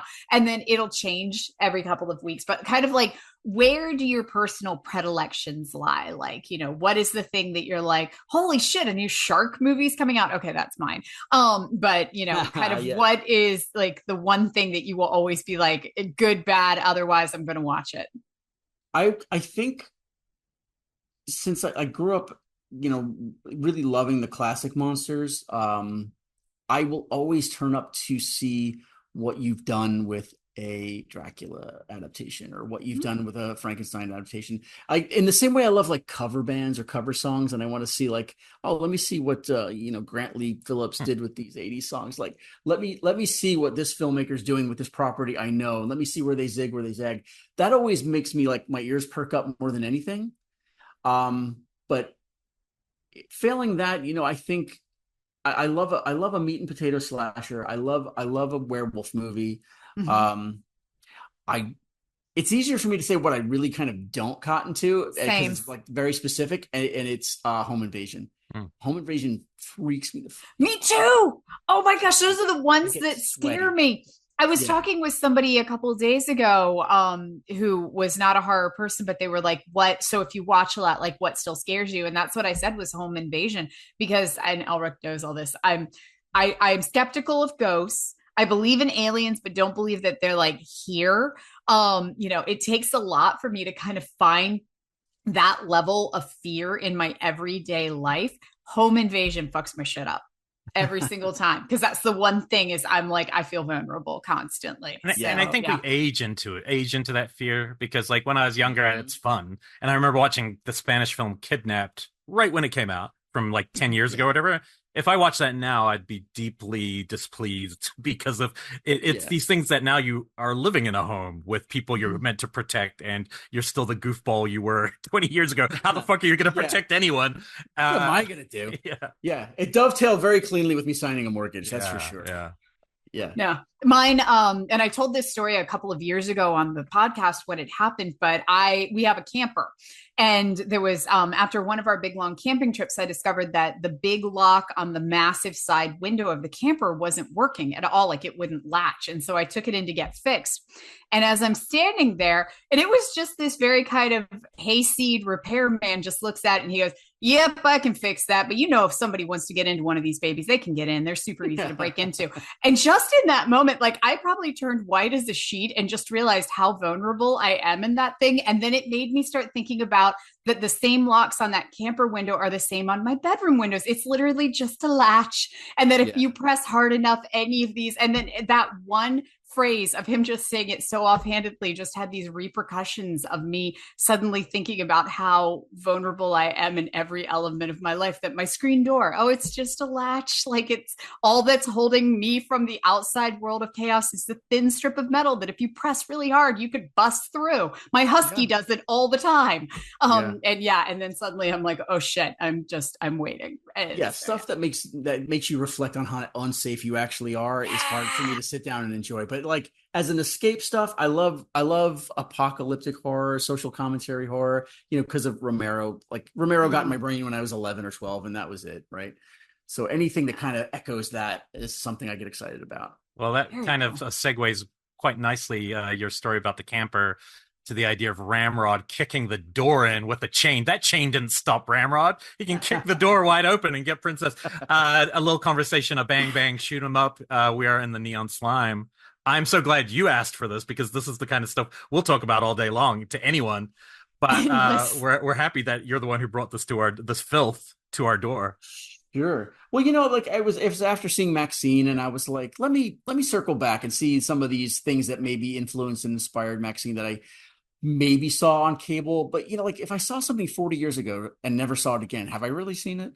Like, it's like, I remember watching these things on cable, but I don't have any working memory of these films. So I've been poking around on Pluto and other streamers and I was able to squeeze in 3, just so you know, because Vice Squad I saw recently, relatively recently at Exhumed Films. Savage Streets I saw this year at Exhumed Films, which was incredible. But there was a couple that I was really like, I have no working memory of, and I did a triple feature of Sandy Howard produced movies, which were Angel, Avenging Angel, and Hollywood Vice Squad. Oh, I just watched Angel last night, so I'm excited to talk about that one. And you'll 100%. Get excited talking about Avenging Angel, because it just ratchets it up, the ridiculousness. Woo! But I think one thing that you brought up just then, I think is really accurate and apt, is when we're alive during this period, this world that they're depicting is not particularly appealing. It's just the world that we saw. Like I remember, I'm just old enough to have seen New York when I was a little kid, going to New York to see that New York, right? But then I went back 10 years later and it was a totally different New York, totally cleaned up. And so I think there's a fondness of looking back at these movies of how they captured this time period that my favorite thing is counting the cinematic marquees, especially in the New York versions of these, where just there's one film I'll mention later, but like just so many great marquees, all the filthy movies playing. There's something, I don't know, something kind of lost culturally. All the street performers, all the, Vice Squad obviously does it. And Maxxxine seems to directly be talking about Vice Squad when it's just showing the split screens of people on the streets of LA. That's a great opening. Angel, since I did just watch it, Angel does that as well, because it's got the Charlie Chaplin guy who dies. They might have been using the same second unit footage for all I know in all these movies. Yeah. It's that same shot up the hill down to Hollywood Boulevard. There's a real flavor of it. And it is a weird contrast to the New York sleaze. Yeah. You know, and they were kind of both happening at the same time, but yeah, because Hollywood sleaze is very much still the sheen of the glitz. Like it's all about kind of, you know, still the bright lights and the making it. The New York sleaze is just kind of this celebration of the sleaze itself. Like it doesn't have any type of sheen over top of it. Like I rewatched a bunch of Abel Ferrara. And when I was living in New York, Abel Ferrara lived in the building next door to me. So I would run into him occasionally and I got to ask him questions about like his shooting and stuff like that. And I remember one of my questions was in Driller Killer. You've got this man who's like drunk and vomiting on the street. Like, how did you convince one of the actors to do that? And he was like, oh, I just found that guy and he puked on cue. And that was like, it was real. And so like, that is, you know, he was just celebrating that. Like those are not actors. Those are just people he was finding on the street. Well, the LA ones, the Hollywood ones, and Maxxine's the perfect example, have the possibility of hope because somebody has broken through before, you know, and you might be a streetwalker right now, but there's a chance you could cross over. And the New York ones, I don't think that exists. Maybe in the modeling agencies, there's some storylines with models, but mostly you're just doing what you're doing. And there's some other story. So I think the ray of hope, the California like possibility exists. Yeah, there's dashed dreams on the West Coast stuff, but in New York, it's like you were born into this filth and this is how it is. And we like it. Yeah. Like the Henenlotter ones do that. Like nobody's trying to excel to be better. They're just trying to survive in the environment that they're given. Yeah. That's wild. Well, why don't you walk us through the three you're talking, and we'll just bounce around, and we've got a couple we can mention, and just some of the things you notice, because there are the key people being mentioned for DePalma, obviously Body Double, Dressed to Kill, Henenlotter. These are all very different worlds, though. Like even though we're lumping them, Henenlotter's vision is much more surreal and, you know, humorous and weird than say DePalma's version of the same kind of filth. Yeah, I mean, it was interesting. The difference between Angel and Avenging Angel was so stark to me because Angel it's pretty sleazy. It's got a sort of a sweaty, jacked, shirtless serial killer who is John Deal, I believe is his name. You know, you know him almost as like a comedic actor or comic relief in a lot of stuff, but he was terrifying in this. And he's a knife fella. He's using a knife. And Avenging Angel is all guns, so many guns and squibs. But both the films seem to be a little. Do I want to use the word prudish? They're a little sweet. They're a little romantic about their characters, and they're not wallowing in the filth that much. You've got your perfunctory shower scenes with the high school girls that don't factor into the plot at all. But Angel, for a streetwalker, does no streetwalking. But she's also underage, so I guess that's part of. They had to probably toe that line. So that I do agree. I agree. I think there's a sweetness in the view of her, but also because she herself is taboo. You know, the other characters they create family. I guess those two families. That's the big thing in Angel. That was my takeaway. Was like it's the drag, or I guess it's the trans person, the older person that she's with, and then Kip Carson, the cowboy, and then some of the other Susan Tyrell, who's in both. Yeah, Rory Calhoun comes back into the second one. They break him out of an old folks home. I will watch Susan Tyrell in anything. She's particularly unhinged in Angel as some type of lesbian brothel apartment owner. I'm not even sure. Landlady, yeah. I think she's a landlady, but she took care of everybody, and it was just nice. And she was, for a reactionary 80s movie, it's like a pretty progressive view of like chosen family, and I don't know if he was just cross-dressing or if he was supposed to be trans, but that character was presented very positively, which I found intriguing. I swear to God that like they made who's the guy who's the cop in Maxxxine? I can't remember. The guy from he's from the Scorsese TV show about music that he did, the record one. Right. He was in Boardwalk Empire. Sorry, dude, I can't remember your name, but like I swear they modeled him after the lieutenant that helps Angel in Angel. It was so well cast. It was shot by Andrew Davis, who went on to direct The Fugitive. Yeah.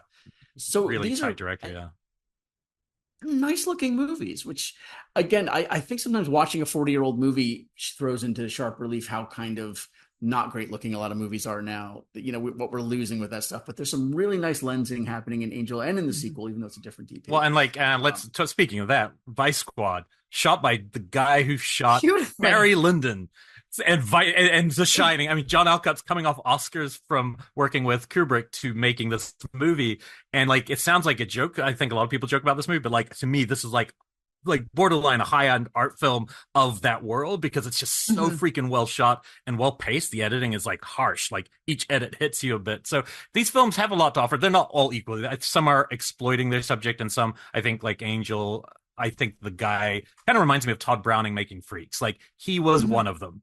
So he can go all over. He can do it all without, because he lived it. You get that feeling with, is it Robert O'Neill? The director of this. So I think they're all quite different, but there's something about just the 80s subject of finding family that we see, from Blue Velvet to so many Kramer vs. Kramer. So many movies are about, the wave of divorce, that you see these made constructed families in some of these movies, which isn't all the way through. But I think the Angel ones, you're right, there's a sweetness that isn't all the way prevalent in these. So by the time, because I didn't get to watch Avenging Angel, and I have not seen that one, so that's next up. It's on Tubi. So going from Angel, which I have to agree had kind of this saccharine-ness to it about how, it's sleaze, but it was really still sweet, like family sleaze. Did Avenging Angel get more into kind of the streetwalker stuff or anything like that? So it still kept that kind of sacchariness. No, it got weirder and more and lighter. Goofier. Really? Goofier, like a comedy almost, yeah. It's a comedy. There's an opening massacre that's kind of grisly, but at the same time, it's set to like what I have to describe as like one of the gayest disco songs I've ever heard. It sounds like you're in a gay nightclub, and they just carpet it. There's a lot of needle drops in Avenging Angel. I think maybe they saved on scoring a little bit, because there's a lot of library music, a lot of classical tracks played for laughs. Elric mentioned that they break Rory Calhoun out of a sanitarium in this one, and it is completely scored with like player piano, like Keystone Cops caper music. Wow. That's weird. Okay. Yeah. And aside from the nudity in the opening scene when the undercover cop is killed, there's no more nudity in the film after that. And it's very much played light and for laughs. There's nothing particularly dark about it. Although like maybe accidentally dark. There's a mob underling who gets killed, but they have to present him as alive. He gets shot in the head by Rory Calhoun, and they have to present him as alive to like the mob boss. And they put him in a wheelchair and put a Band-Aid over the bullet hole. So they're like Weekend at Bernie's him. If Weekend at Bernie's was grisly, horrible, like because his eyes are wide open and he's bloody, but they're like pretending he's alive and they're making him nod his head. And so a lot of that, lots so it's more like gunplay. blood simpling him. Maybe. Yeah. It's a lot of gunplay, whereas I don't remember as much gunplay in Angel. And the climax is at the Bradbury building, which I was like, this is amazing. It's a shootout at the Bradbury building. I actually haven't seen the third one, because I don't think I knew there was a third one until recently. So I need to track that one down. I'm about to watch that one. Yeah. So what was the third one that you watched after Avenging Angel? Oh, well, it was called Hollywood Vice Squad, and it was another producer. I haven't seen that one. Carrie Fisher? Harry Fisher. Okay, I saw this recently. I did a little reading. Carrie Fisher was apparently unemployable in 1985, and Penelope Spheris, who directed Hollywood Vice Squad, campaigned for her and then hired her, like one of Carrie's friends, to kind of in a small role to also kind of babysit her on set, because she wasn't able to get bonded because of her substance abuse problems that were happening at the time. But Hollywood Vice Squad is weirder because it's three completely unrelated stories that are only connected by the police. I don't know if he's the chief, but it's Ronnie Cox. So all these different Vice characters are reporting to Ronnie Cox, and he's the only connecting thread. It's Robin Wright's first movie. She plays a teen runaway who becomes a junkie hooker. There's a plot about underage, a porn producer who's using underage talent. And is that Carrie's case? That's Carrie Fisher's case, I think, in the film. She's trying to bust the underage porn ring. And then I forget the other. There was a third story just about it's Julius something Teehee from Live and Let Die. I'm going to bring it back to Bond. The guy with the pincher hand in Live and Let Die. He's a bookie who's getting like hassled by the mob. And it's like almost like a Joseph Wamba plot played for laughs. Yeah. You know what I mean? It's kind of like this Altman-esque mosaic of characters that don't really interact. But at the beginning, it's like, these are based on true stories from the Hollywood Vice Squad. Ooh, is that like predecessing Law and Order with that? Feels like it ripped. If Law and Order was a sitcom, yeah, because it's just, again, it's like there's guys exchanging jokes over this dead hooker's body, and she's wide-eyed, and there's a weird kind of grisliness to the unsavory parts, but the script is playing it for laughs. It's very weird. Yeah, that one's on you. I hadn't even heard of that till maybe it popped up on Tubi or something a year ago or something. And incredible poster. Yeah, you know, that kind of blending of the ultimate sleaze uncomfortable with laughs, I feel like is part of this though, because even looking at like Street Trash, I mean, I feel like is a perfect example of like true like 80s sleazdom, but it has those like weirdly funny moments in it where they're trying to be funny and it just comes across as awkward because it's been just mixed with something absolutely horrible, but then they're playing like catch with a guy's severed penis and things like that. And it's got like these weirdly moments where they are gunning for the laughs intermixed with these incredibly heavy moments. Like I look at Street Trash as a heavy, dark movie, but rewatching it is trying to be a comedy at the same time, which is weird. But yeah, that is an ultimate sleaze movie. So, I always think weird here because it feels like there's like this kind of bullshit veneer of like these are society's ills that we have to report on, but then they're just, you know, playing it all for laughs. Well, it's also and it's also just funny because it's also coming from about prostitution. It's almost all coming about prostitution and sex work, something that in other countries isn't even illegal. So if this movie was set in Amsterdam, people would just politely go and pay, everyone would be tested, healthy, and everyone's happy. So it's just funny that it comes from a moral core that is a very American, you know, trait in this case. And I think that's where, I mean, I haven't heard the word vice in like the last 20 years, really. Like, is there, I assume there are vice cops. I'd assume there must be something being busted all the time, but it's just hasn't had the same level since this has become, you know, obviously street prostitution. I mean, when's the last time you saw somebody actually walking a street, right? That's obviously something that died. What, I think you can go downtown LA, you know, but not how it was down there much, but not how it was where you'd. I mean, Hollywood Boulevard is still totally fucking sketch, and I wouldn't like walk down there by myself late at night. But you don't see like, you know, I don't think we have prostitutes. It's more sketch in that people are peeing places. It's more sketch in the, you know, there's a lot of 90 minutes about that. unclaimed fluids around Hollywood Boulevard that I don't want to know what they are. Just it feels very wet and smelly. Yeah. So yeah. But yeah, not quite to the degree of you seeing in this sense. Yeah. A good one, one rec I'll give you in case you for an LA one that I think is pretty damn good for this, and it's earlier than the 80s. 76 was called Track Down. I don't know if you've ever seen this one. It's the son of Mitchum's son Jim, one of two sons that acted in a bunch of films, and it's from 76. He basically is a Montana rancher, so he just looks exactly like, you know, Mitchum.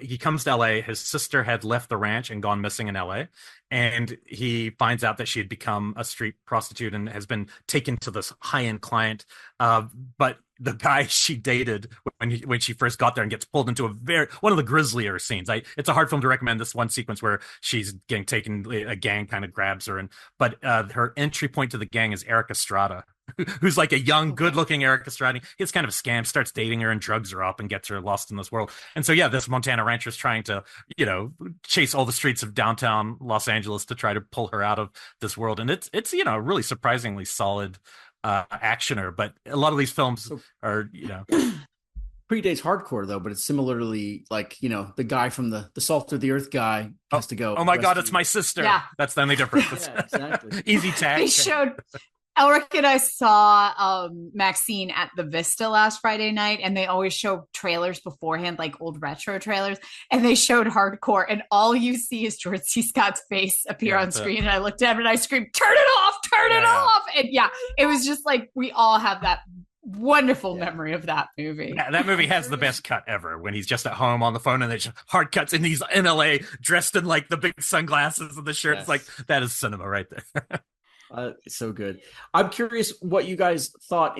I don't need an overall review of Maxxxine, but in terms of how Maxxxine kind of harkened back to these films, what was your take on that? It didn't push it far enough for me. Like, that was kind of the thing, is I wanted more indulgence into the world, because that was kind of the thing that I always took away is Maxxxine didn't feel like she was in it, and she didn't feel like she was controlling it as much as kind of she was just outside of it and things were happening to her. Which is a big shift from the other two films. Like, she's always taking control. She takes control in the first half of the movie, but the last act, it does feel like things are happening to her and she needs to be saved. And that feels wrong for that character. But that's not so much the world. That was just more of a story arc issue.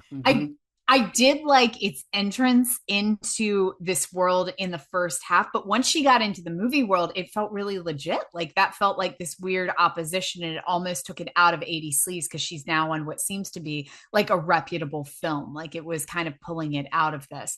Like, I felt like, you know, if she was on an Abel Ferrara production, it would have seemed a little bit more like true to that time period and kept it within this world. Whereas as soon as she went onto the studio lot and we were doing tours of the studio lot, it left that 80's Sleaze for me.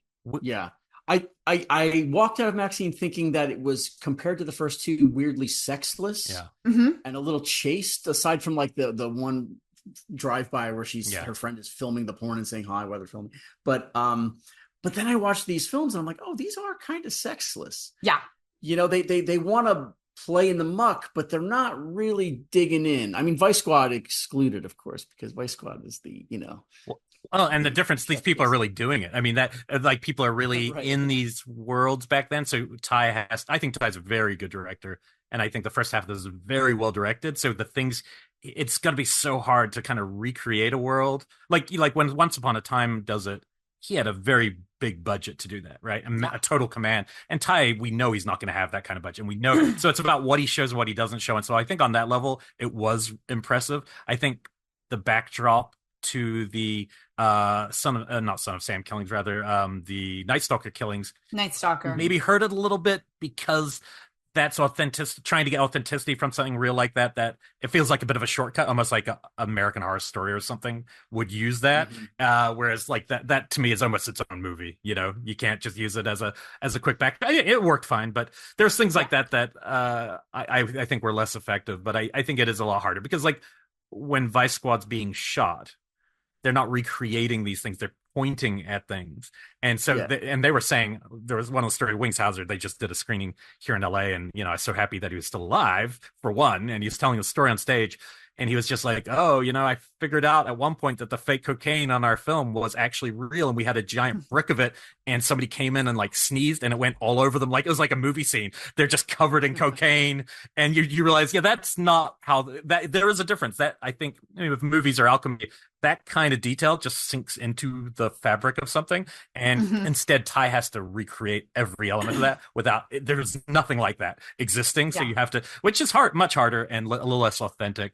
But you know, it has some fun stuff in it for sure, and definitely. But that's what he did in the first two movies, and I thought really well too. Yeah. You know, as I was examining these, I was kind of realizing the same thing, that a lot of these ones that I had always thought of, like Fear City or, you know, Alphabet City was another one. Fear City's great, by the way. Like, one of the most underrated for sleaze films. Like, it's the one I think a lot of people haven't seen. It's like Tom Berenger as a boxer. There's a serial killer killing all his call girls, strippers. It's pretty, anything with Ray Don Chong. Come on. Like Subway. As I was looking back at some of these, I was coming to that same conclusion that you came to on Angel, that I always Body Heat, I always remembered it being like really scandalous and risque and being really sleazy. And then on rewatching, I was like, nothing really happens. Like, it's about this world, but it's not nearly as scandalous. And then I was like, why do I associate that sleaze? And kind of the ones where I feel like I find the sleaziest 80s are the Italians who were making American films in this genre. Like, if I look at something like New York Ripper, then I'm like, okay, that's a fucking sleazy film. Or like Devil's Honey, which definitely falls into this around the same time period. That's a goddamn sleazy film. Or Arabella Black Angel, which you put on my radar, and I watched half of the other day, and I was like, woo! This is like the porniest horror film on Shudder ever. Did you listen to our deep cuts on that, or did Elric talk about that one on the? You'd mentioned it on an email that you just watched it. Oh yeah, and I was like, oh, let me see what that is, and it was sitting there on Shudder, and I was like, wow, look at this. This was something so goddamn sleazy. Yeah, that's another one of those like Italian. I think that's supposed to be LA, right?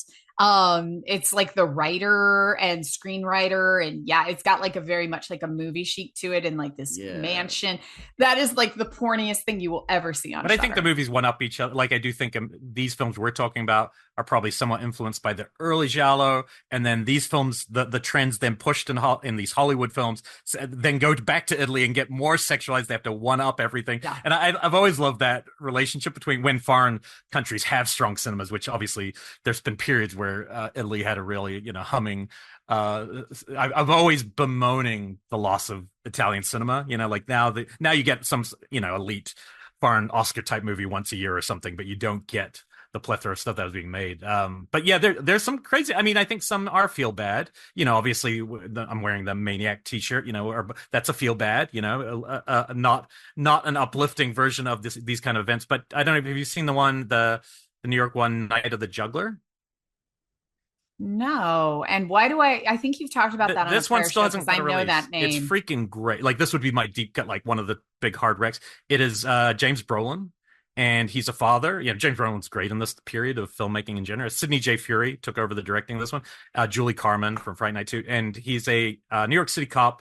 He has a young daughter, and one day there's this kidnapper who mistakes him for this wealthy person, takes his daughter when he was meant to abduct this wealthy person's daughter for ransom. So he's just some New York cop who can't give him shit, and he's a psychotic weirdo, and he takes her to kind of hides her out in the kind of area that like Wolfen was shot in, when Wolfen gets into those really messed up, fallen dilapidated, and basically it's Brolin busting ass from start to end of this movie, from one end of the city to the other, looking for his fucking daughter. And this is the one I mentioned where I said there is so many marquees and sleazy strip clubs and places because he's just trying to find this guy to get his daughter back, and it's freaking great. It's played a couple times at the New Bev, and it's one of those ones that kind of catches on. Once people see it, they're like, this is one of those great late 70s. It's 1980. So, but Brolin, who was a great leading man, when he was kind of in this period. So I would definitely recommend that one. The other one I was going to mention was not so much a deep cut, but more like interesting, because what we're talking about is stuff being made on the fringes,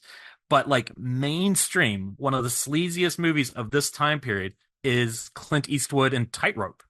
Which is a New Orleans version of this kind of story, but it is so sleazy that you can't even believe Clint Eastwood is in this movie. This and The Beguiled are the two movies where you're like, whoa, Clint's in something a little different here. But this one, I just remember seeing it going, wow, somebody made a full-on American giallo, like goes all the way, that has a serial killer in a kabuki mask killing naked woman, while Clint Eastwood as this cop is getting into darker sex, being pulled further and further into these things. And by the end of it, I was like, geez, I cannot believe this movie with the star at the height of his power, 1984, is a mainstream movie, and it feels as dirty as your Angel, your Arabella. It's like, yeah. But I highly recommend it. I think it's a really fun movie in this kind of way, and different to see New Orleans.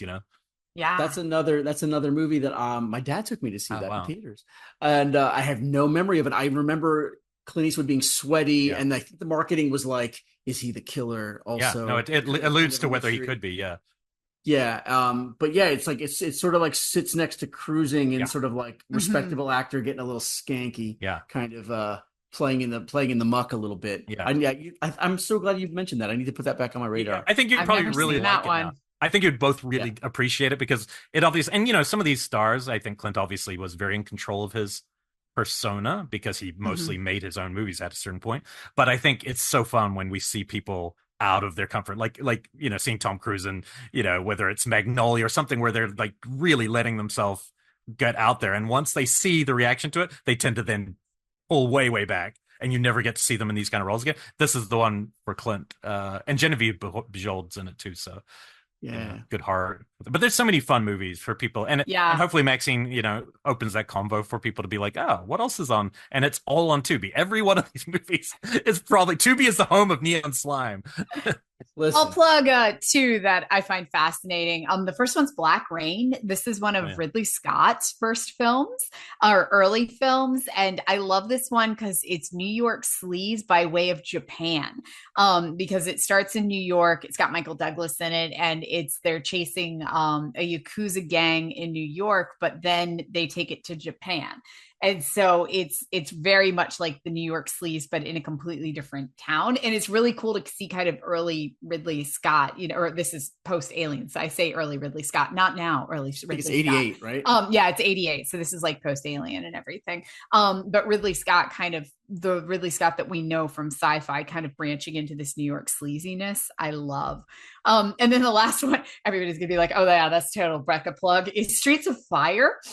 Because of course I'm gonna plug Streets of Fire, because it's exactly what I love. It is trying to take that sleaze element of the 1980s, that kind of futuristic sleaze that never actually existed, and put it in a musical. And that's fucking brilliant, because it's Streets of Fire. It's 1980s futurism as viewed through a lens of the 1950s. Because it is kind of got this strong 50s vibe going through the whole thing, but it's a 1980s like sleazy culture, but it's doing this like futuristic post-apocalyptic where the world is controlled by gangs of roving musicians who control precincts around New York City, and they kidnap the girlfriend of one of the other gangs, but they're all singing the whole time.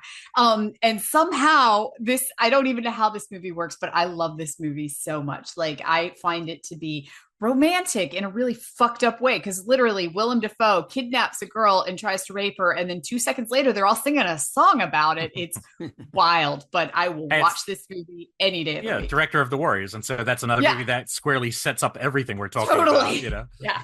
Sure. And Streets of Fire, it's interesting because that movie was kind of really unavailable for a lot of years before it finally got, I mean, maybe it's been 10 years now since it finally got a proper DVD release, but it was out in the wilderness for a while, and you would just like wait for it to come on cable or something and hope. And then you alert your friends, Streets of Fire is going to be on Turner Classic midnight, and you'd have to tune in for it.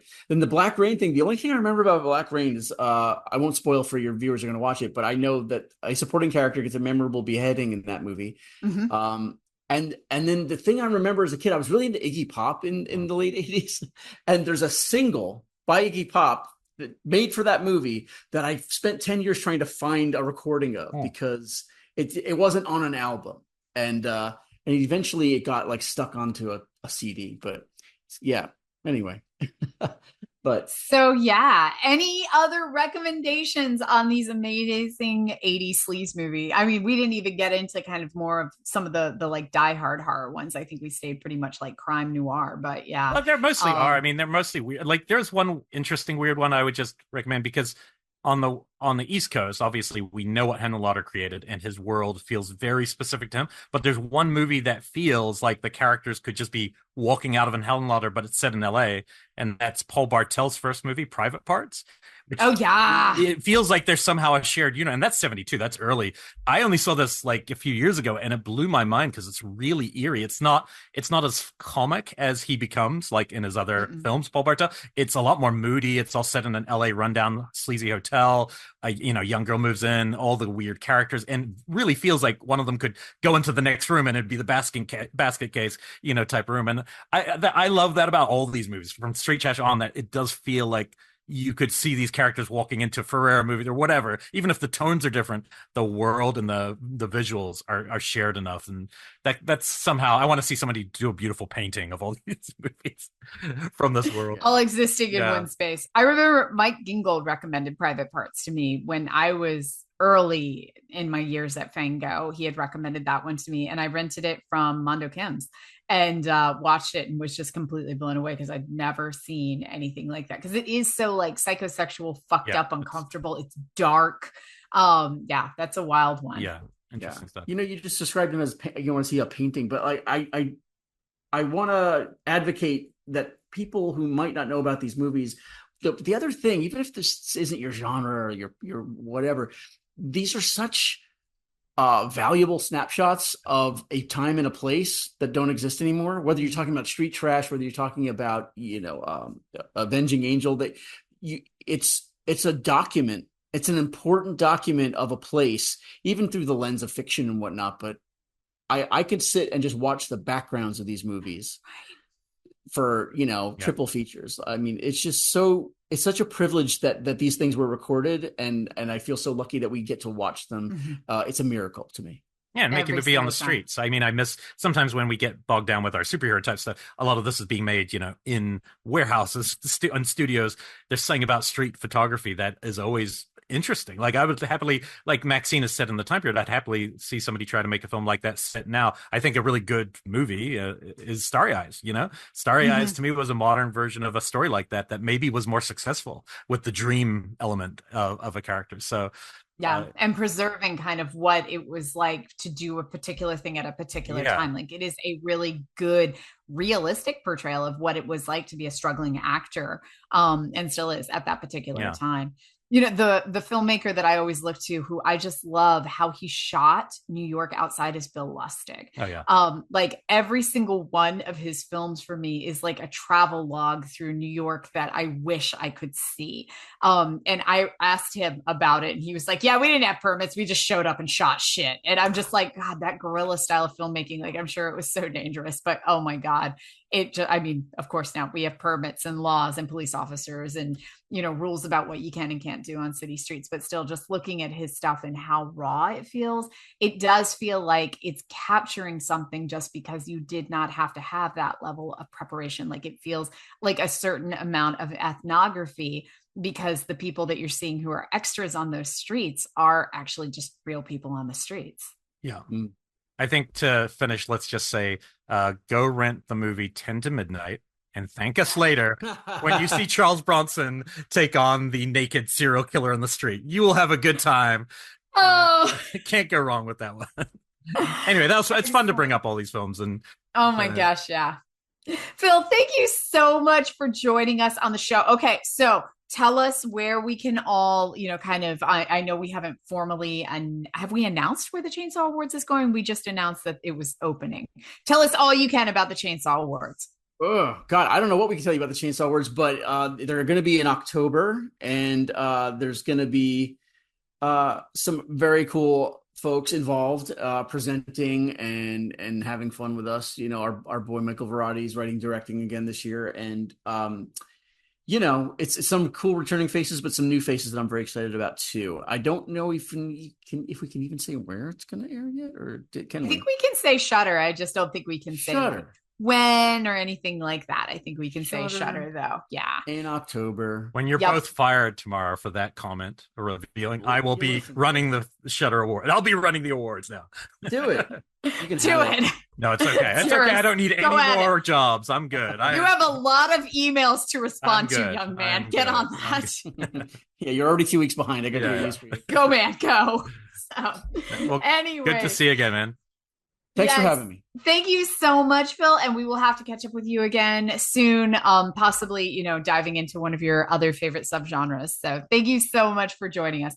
Everyone else, please, you can catch us over on our Patreon show, Deep Cuts, every other week, where we dive into the really weird shit, the really hard to find stuff that we have to like Indiana Jones recover to watch is over there. So please head over to Deep Cuts and check us out there. We will be in Fantasia next week, we hope.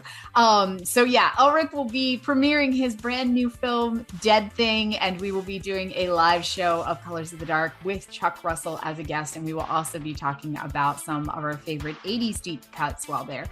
So please, if you are in the Montreal region, or even if you're not, get your ass to Montreal and come see us. Thank you all so much. We'll be back in 2 weeks with another fun show.